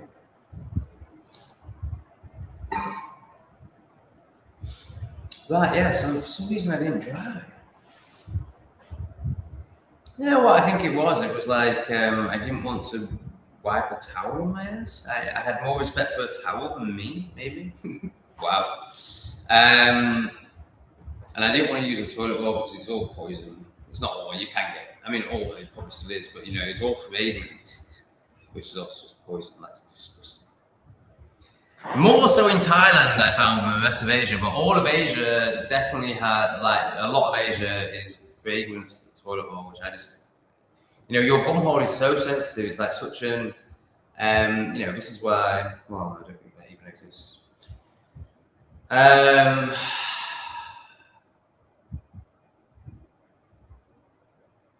Your bum hole is in direct connection with your bloodstream, or very, you know, it goes very fast. So the last thing you want to do is be putting poisons up there.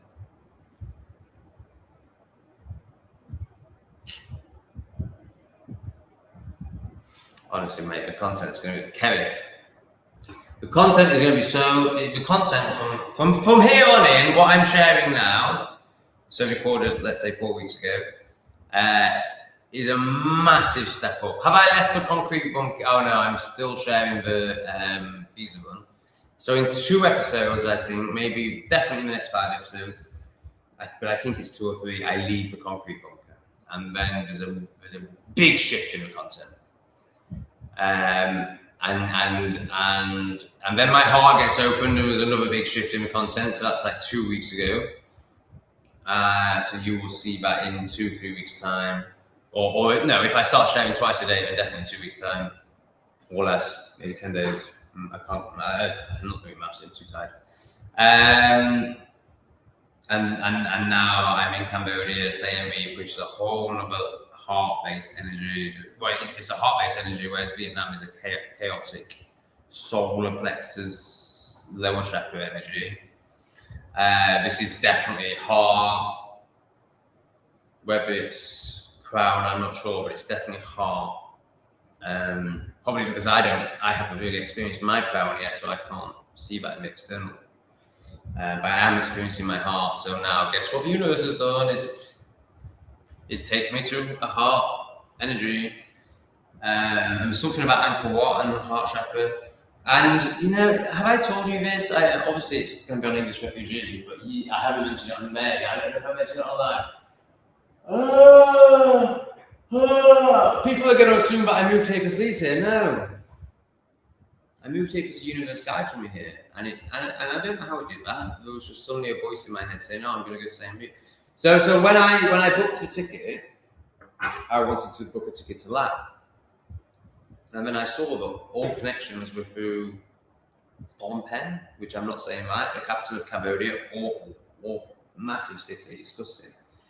Coming from the perspective of somebody that hates cities, as cities go, it's probably going to be one of the best ones in Asia, because Cambodia is the best country in Asia that I've experienced. But I was in, I think it's something like Phnom Penh. I was in it for 3 days, and it was just vile, just horrendous. I just can't stand cities. Why am I talking about this? What I'm talking about? Shit.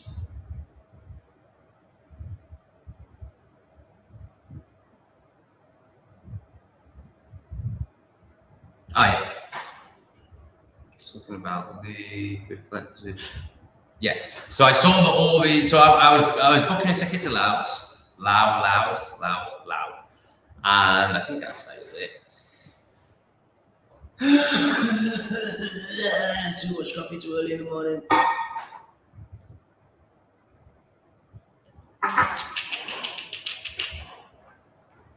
And I saw that I would have to transfer in Cambodia anyway, so I was like, well, I might as well stay there for a bit, but obviously not the horrible big city. So let's go to Siem Reap. And also, there's lots of people in my comments going, "You will love Sammy, you will love Sammy, you will love Sammy." Obviously, Angkor Wat is a pole, not as a tourist to see and take pictures, because I know, I have no idea what it is, but I know that it was built by ancients of a higher consciousness than us, with obviously incredible technology we can't even comprehend. And I know it's an energetic portal, or it's been built on an energetic portal, ley lines, for example, and astrologically there's going to be lots of stuff that I can't even begin to speak into or understand yet.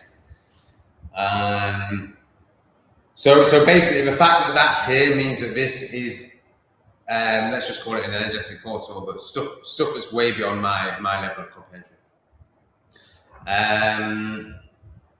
So I went for it. And let's get this on the screen. I want to speak into that. And then that afternoon, I was watching a video, one of these videos, and he talks about Cambodia. No, I don't think he did say Cambodia, but I became aware that he was in Southeast Asia, and we're voice noting each other. And I go, where do you live? And he was like, oh, I'm in St. Luke. It's amazing. I used to live a life very similar to yours, but I traveled around everywhere, and then I got to St. Luke and stopped. And I was like, you're kidding me, man. 2 hours ago, I just booked a flight to St. Luke. So that's how synchronicity works. And how the universe, brings things together in perfect unity for you as you learn to open, surrender, deepen, follow the signs. Oh gosh, am I getting bored? Or was it the shit chat? I've lost 40 people. I really like this. I haven't seen him apologise, but the fact that you're saying I forgive you, one, shows how beautiful you are and you understand the power of forgiveness. Why would you ever hold on to anything, particularly when it's just like a YouTube thing? Like, if it's your mother, that's hard to let go of. And you're even doing that, fuck me. When Debbie got onto her first call with me, she already understood how important forgiveness was.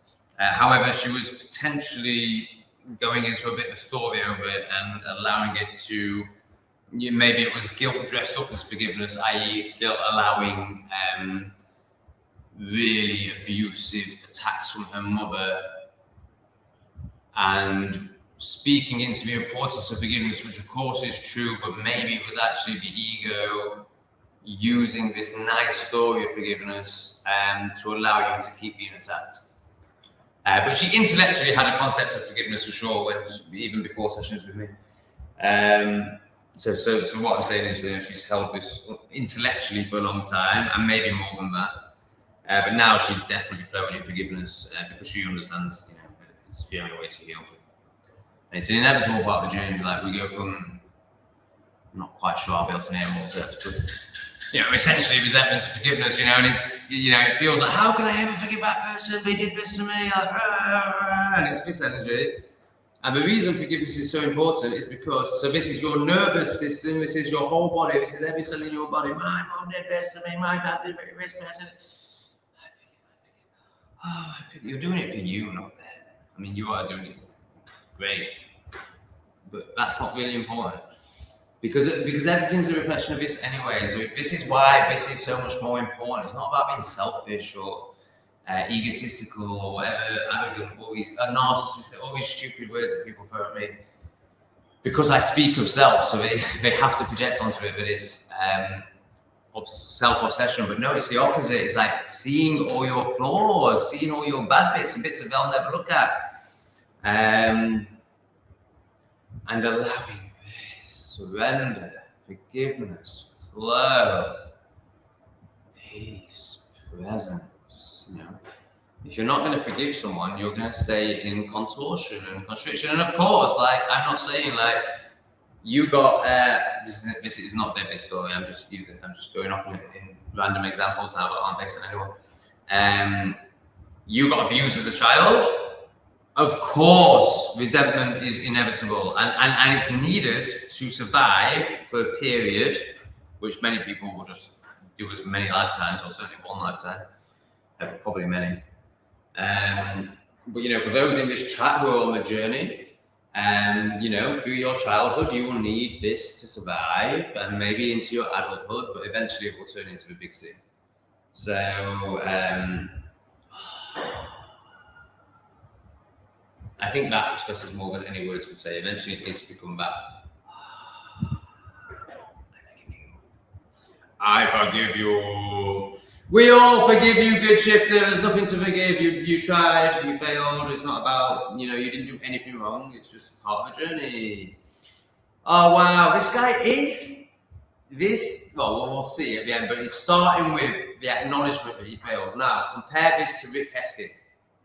Can you see the difference? Even better, can you feel the difference? Let's get a nice background for you. Probably that means I have to change my angle. Oh, it's not that camera. Oh, yeah, it doesn't mean I need to change my angle. We've got actually using professional equipment today.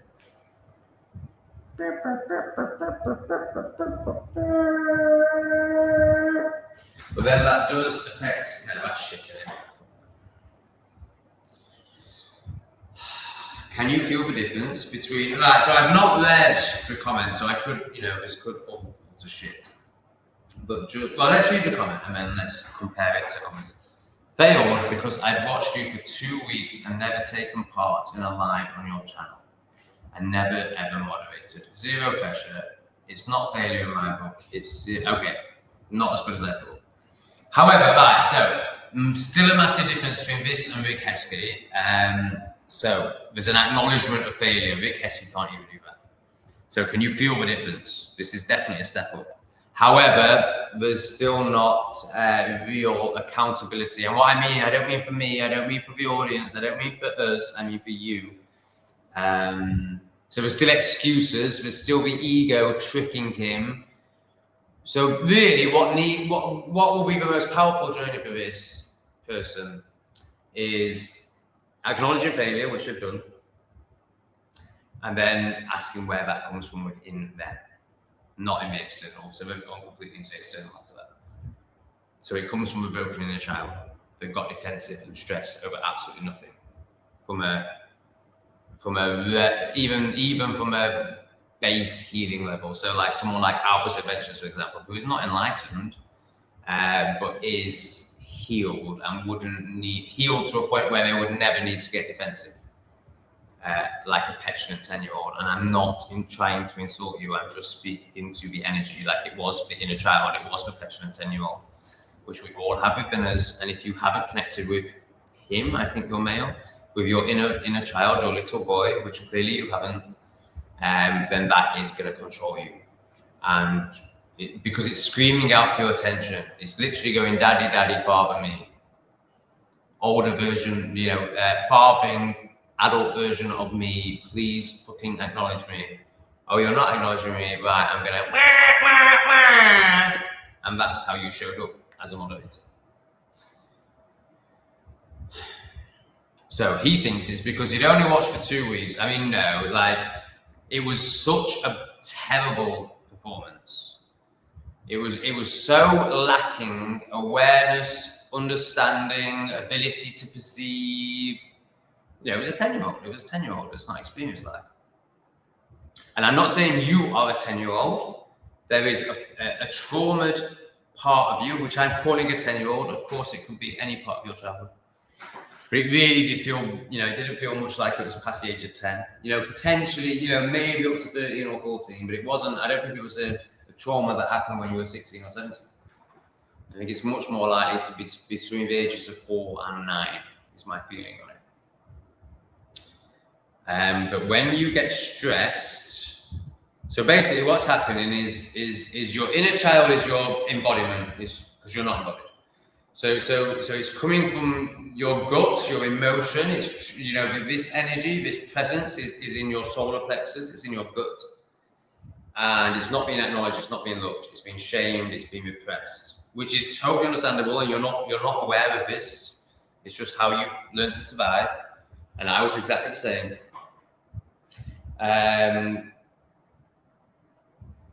So you're an adult who can just about function in this world, and I don't say that as a criticism. That's like basically every unconscious adult.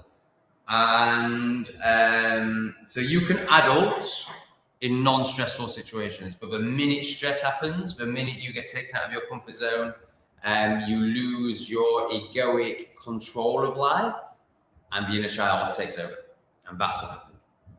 And I'm giving you this because this will change your life if you can accept it, and then do the work around it. And I'm willing to do the work with you. I'm here for you. You know, I'm really not trying to criticize you. And I've never moderated this before. So the reason this is absolute BS is because somebody with no experience who is just able to hold themselves to any degree. So let's say like someone like Albus is a great example. You know, somebody who's not enlightened but just isn't defensive and operating from the inner child, essentially. You know, I mean, you know, people have called it the worst moderating performance they've ever seen, and you know, it really was. Like, there can't be a worse. Unless somebody was, you know, to the point where we thought you were the demonic stalker, and it was deliberate. I didn't, because I saw your emails and was like, no, this is, you know, I saw what I saw. But you know, a lot of people in the chat assumed that you had deliberately sabotaged. The only way to understand how bad the performance was that you had deliberately sabotaged the chat. However, I understand inner child trauma, so I knew what was going on. And when I saw you, and so I was like, it could be the demon, but I think it's somebody who's, you know, acting from their petulant inner child. And then when I saw the emails and how upset you were about it, which again, I mean, you could be the demon and it could be a very good performance, because for some reason you get off on making me think that you're not the demon. I mean, it's all very pathetic and it makes no difference to me. But I don't think you are. But that's how bad it was, but people think you were, and I'm even open to the possibility that you were, even having seen the emails. Zero pressure, so you felt so much pressure, so that's so like, that's such an egoic lie. You're like, really, you know, that's like libtard levels of lying. I'm not a man, I've chopped my penis off, those sort of levels. It's not failure in my book. Well, again, that's the ego protecting you. It's absolutely failure, but there's nothing wrong with failure. It's zero preparation and ridiculousness. Okay, so hopefully I've broken that down for you enough, because what is impressive about your good shifters, not many people with your level of, your lack of self-introspection and self-awareness would be able to hold a reflection like that. They would get, you know, they'd do a big heskey. They'd get highly triggered, they'd get defensive, and then they'd get insulting. So far, you haven't done that, and you haven't even cancelled your membership. I haven't looked for a couple of days, but the last time I looked, you hadn't cancelled your membership. So you're so much further than Rick Heskey. And you could, if you can hear these words and feel these words and go and breathe into these words, keep playing this bit of a live back on repeat. And like, you know, allow it in. This will change your life, and you have more potential to be enlightened than the asleep pussy who calls himself the awake and brave. There's an element of surrender in you, and you have major room for growth. Whereas the awake and brave, egoically, is already here and needs to crack and come down here, which is much harder, much harder. So you have a lot of potential bridge shifters. I really hope you don't go into the trigger, and this is for you. I don't care what you do. I mean, obviously there's a part of me who wants to see everyone here online that cares, but it doesn't affect me what you do. I really hope you can hear those words. Yeah, I mean, I think I've just spoken into it. I don't think you know what you're going through. I think you've got an external story of what you're going through, but I don't think you know what you're going through.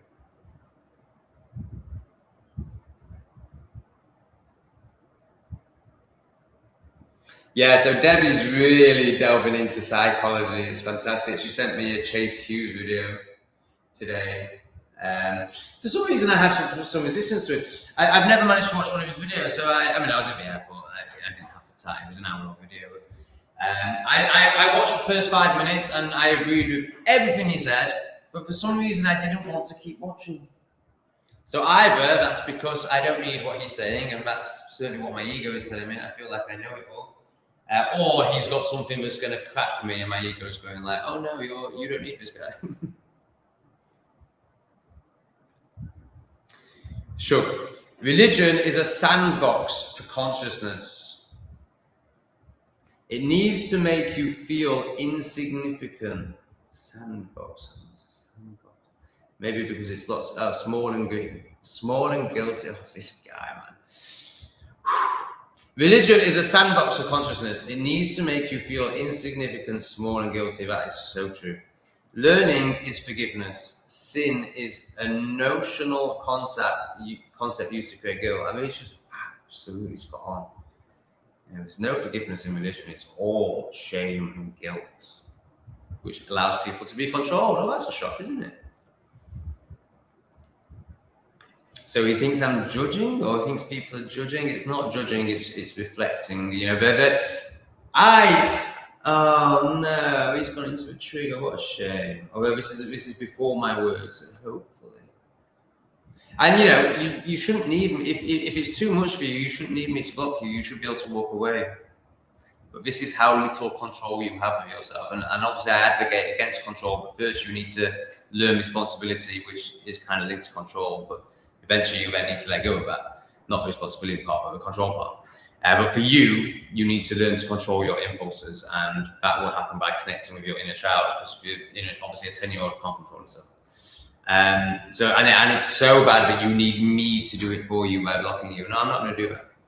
I might do that soon. You shouldn't be judging. You should be encouraging. I'm off. Too defensive. Oh, look at the projection. Yeah. I knew he wouldn't be able to hold it. I thought there was a chance. But yeah, okay, that's fine. Off you go. You keep spiraling in your inner child and never healing. But there was some gold for you there, brother. There was some absolute gold if you can let it in. Let's go the lights. I love this moment. Hello, Sammy. Oh, so hot. Oh my god. It's like 5 in the morning and it's fucking boiling. It's not that bad. It's hotter than the latter. Maybe not lunchtime. It's hotter than the latter 10 a.m. Oh god, it's so humid. The latter was never that humid.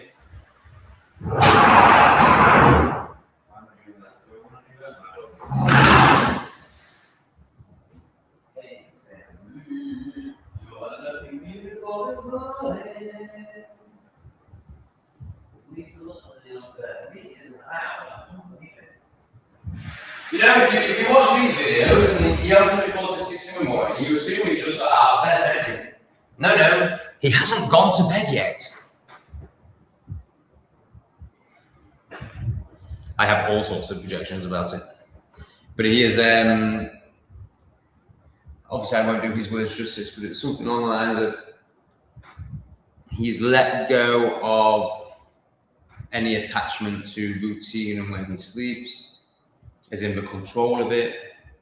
I think he acknowledges that he would rather not sit up all night and would rather sleep and not sleep through the day, but it's just what it is, and he surrenders to that. I think he's basically where he's at with it. I'm so glad. I'm obsessed with the big travels and.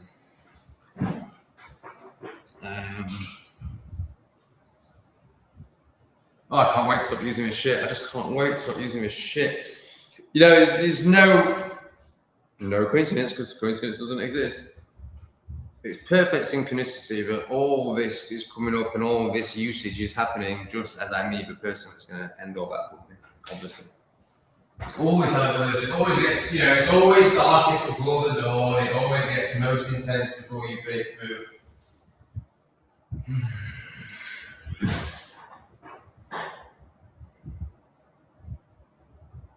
Okay, I'm going to end the stream very soon, guys. I don't think I'm even going to do a call out for more money. I think I actually want to end it. I mean, okay, so it's a 5 minute. I feel like a 10 would take us to 4 o'clock because I'm tired, so it needs to be a 10. So if you don't want the stream to end in the next 2 minutes, then chuck a 10 in and we'll go on to 4 hours, which is another. Rachel, Tom, are you done with your NCS channel now, or do you think you will be back making those videos? So I can put the NCS channel back up in a week, which I will do. I think that could change because shifts are happening rapidly right now. Well, you know, it's going to be for the rest of my existence, I imagine. Where am I at with this? So currently, but you know, this could be very different in a week. Currently, obviously, my ego is attached to 40,000 subscribers. I mean, you know, then you've got the question. But so let's say I'm done with Not Today Satan, which I'm not saying I am. I will speak into it more in a minute. But let's say I'm done with that. I mean, I'm definitely done with what it was. But whether I can still serve by speaking into the external is the question. Let's say I can't do that. Hypothetically, or maybe truthfully, we will find out when I try and do it, I guess. I think there is a way I can do it, but I'll try and stay on this without going into tangent, and then I'll speak into how I think I can do it. So let's say I'm done with it. I have a channel with 40,000 subs on. Would it be worth me stopping this channel and just switching it over to a channel with 40,000 subs, knowing that 20 of them are going to 20,000, at least, well, who knows how many, but I would imagine at least half would unsubscribe. But then I'd have a 20,000 channel with my purpose. So that would be better than just not using it again, right? I think. I'd like your opinions on that. I'd also like you to like the video and send shekels. But particularly like the video because everyone can do that. Even the most contorted, well, not the most contorted of you, but even very contorted versions of people in the chat versions. Even the very contorted people should be able to like a video. And if you can't, you really need to ask yourself why you can't do that. You know, like, what is it that creates such contortion and restriction in you that you can't even like a video that you are watching? Unless you're like, hey, watching and you're demonic. Obviously, I'm not talking to you. Right, so that's that tangent done. Now let's speak into whether I can do it or not. Nothing, no amount of money, no amount of adulation for the ego, i.e. attention, i.e. 100,000 subs, i.e. a video that gets 100,000 views or 1 million views or whatever, which obviously the ego really desires, is worth me going on X. Because me going on, so I'm vibrating here, and X is vibrating here. So if I'm to go on to X, it's inevitable that my vibration is going to drop. You know, you can't delve in low vibration. I mean, you kind of can. But, you know, you can't consist. You know, there is a chance. You know, it's a learning for me because this is all new. You know, maybe I can hold myself enough now to be able to observe, extract, deliver without it affecting me. What is for sure, and I know this is fact, is if you use it as a coping mechanism, i.e. scrolling or just, you know, just spending time on it because you don't want to feel yourself, so my concern is, you know, I'm oh man, like, you know, I was sat here the other day and I was responding to comments. And usually when I'm responding to comments, I'd have a YouTube video on in the background, and I just didn't want, I just don't need, or it's getting to a point where I don't even need an external distraction anymore, unless there's a noise that I would cover up. So last night I fell asleep to, let's just say Alan Watts, I don't think it was, but you know, something along those lines, because of him. But if it wasn't for him and the boom, boom, boom that was coming from over there. So yeah, there was a bit of a beat last night. It wasn't good. And then I'm pretty sure I would have gone to bed in silence because I'm spending my days in silence. I don't need it anymore. So maybe there's a chance that I can delve in, extract. But what concerns me, because don't forget that X is designed to hook you, just like all social media is. And I think we can all agree that X vibrates in fear. And if you can't, then ooh, Jesus. Would the hook work on me? Would I end up avoiding myself through X? I think I'm way past the point. It's so powerful. Like maybe even I could still get like over it. I think I'm past that point. But I do think I could get hooked enough to lose my presence and my peace, which is worth. There's no amount of money which is worth that. You literally offer me £2 million to keep creating not today's content, and I can feel the part of me was going, "Of course you take the 2 million!" But no, I wouldn't. Now 10 million. I guess if somebody said to me, "I'll give you 100 million to do it for a year," I would take it because I could. I'm not sure I could change the world with 100 million, but I could certainly change a lot of lives with 100 million. I could create something incredible where people could escape to. Right, okay, can I answer? So now I've spoken into all that, can I actually answer a question? Right, okay, so what I think I can do is, the problem is I don't know what's going on anymore. It's all bullshit, it's all psyops, it's not really going on. It kind of is on one level, but from my perspective and from my experience, it's not going on. I don't see any, it's just not in my reality. However, obviously there's still a connection to my homelands, and there's still an acknowledgement of what is happening on a big picture, and also where it can go in terms of Agenda 2030, one world government, which of course is all just a mad conspiracy. But let's just speak into it for entertainment purposes.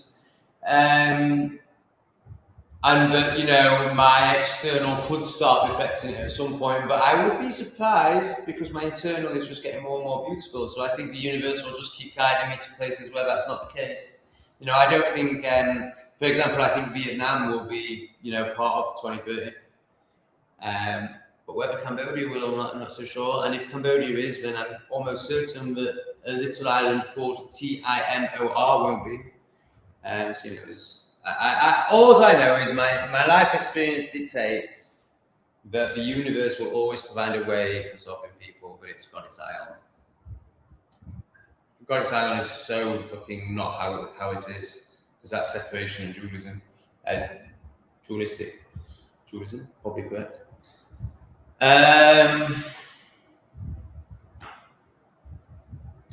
In my experience, one creates their own existence. So if one is leaning in and becoming sovereign, then one doesn't get completely done over, enslaved. That will do. By the skullduggery. I.e., so let me just put it into practical, I never wore a mask, I never had to take a jab, I socialised more than ever in my life during lockdown. I've been guided, given the resources or the ability to create the resources to get out of the UK before you're not allowed to leave, which I think is going to be in the next 6 to 24 months. And obviously that's important because there's going to be huge endings of lives in the UK soon. In my judgment, I could be wrong. Oh God, I think it's really bad. And it's me who can do better. That isn't it. I'm older and I'm way further down the line than you guys. Oh God. Oh God, maybe it is the demon. Maybe it is the demon. But I think the demon is so possessed that it's been given a demonic intelligence to know that this exposes it. You know, because so the demon would want to keep me hoodwinked, by which would want to keep me thinking that this is the demon, but this is it. This is why it's not the demon. Because oops, what have I just picked up? Oh shit! Oh my god, how do I get rid of that? Oh.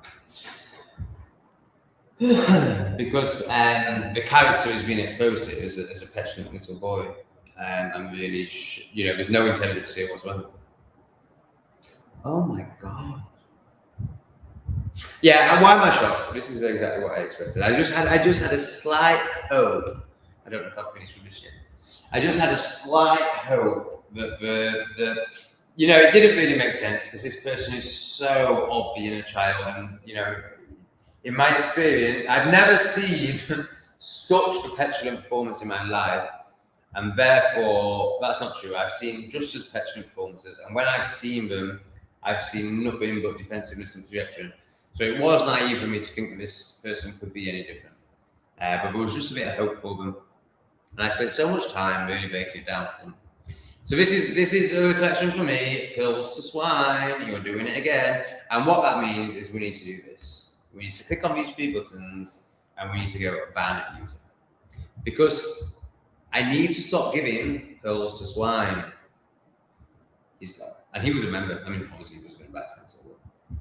This is how much I value myself over money. All right, now let's put money in. We're ending the stream unless someone does it in the next 30 seconds. And oh god, let's get to the bottom of the stream. The reason I say oh god is because it's not because of your comment, Major. It's because I realise how behind I am. But then I'm at the bottom of the stream. Okay, we are going in 30 seconds unless we get some shekels. Thank you, Debbie. Thanks for the last 2 I'll ever receive from this. Oh God, there you go, big man. Kerry from Ireland, Kerry from Ireland, her beautiful Irish pixie energy. How do you feel about me saying you have pixie energy? It was the look and the outsideness, and I just saw this playful pixie. It was beautiful. I love you, Kerry. I love your energy. Scrumptious. If you were younger, I would give you a lick. Thank you as always, Evimus. Camzo, you never told us where you're from, Evimus. Vic, thank you so much. Vic Helton, and of course, Debbie. Just thank you for all that you are, your friendship, your moderation, watching you deepen, surrender, and become your beautiful, authentic self. See you later.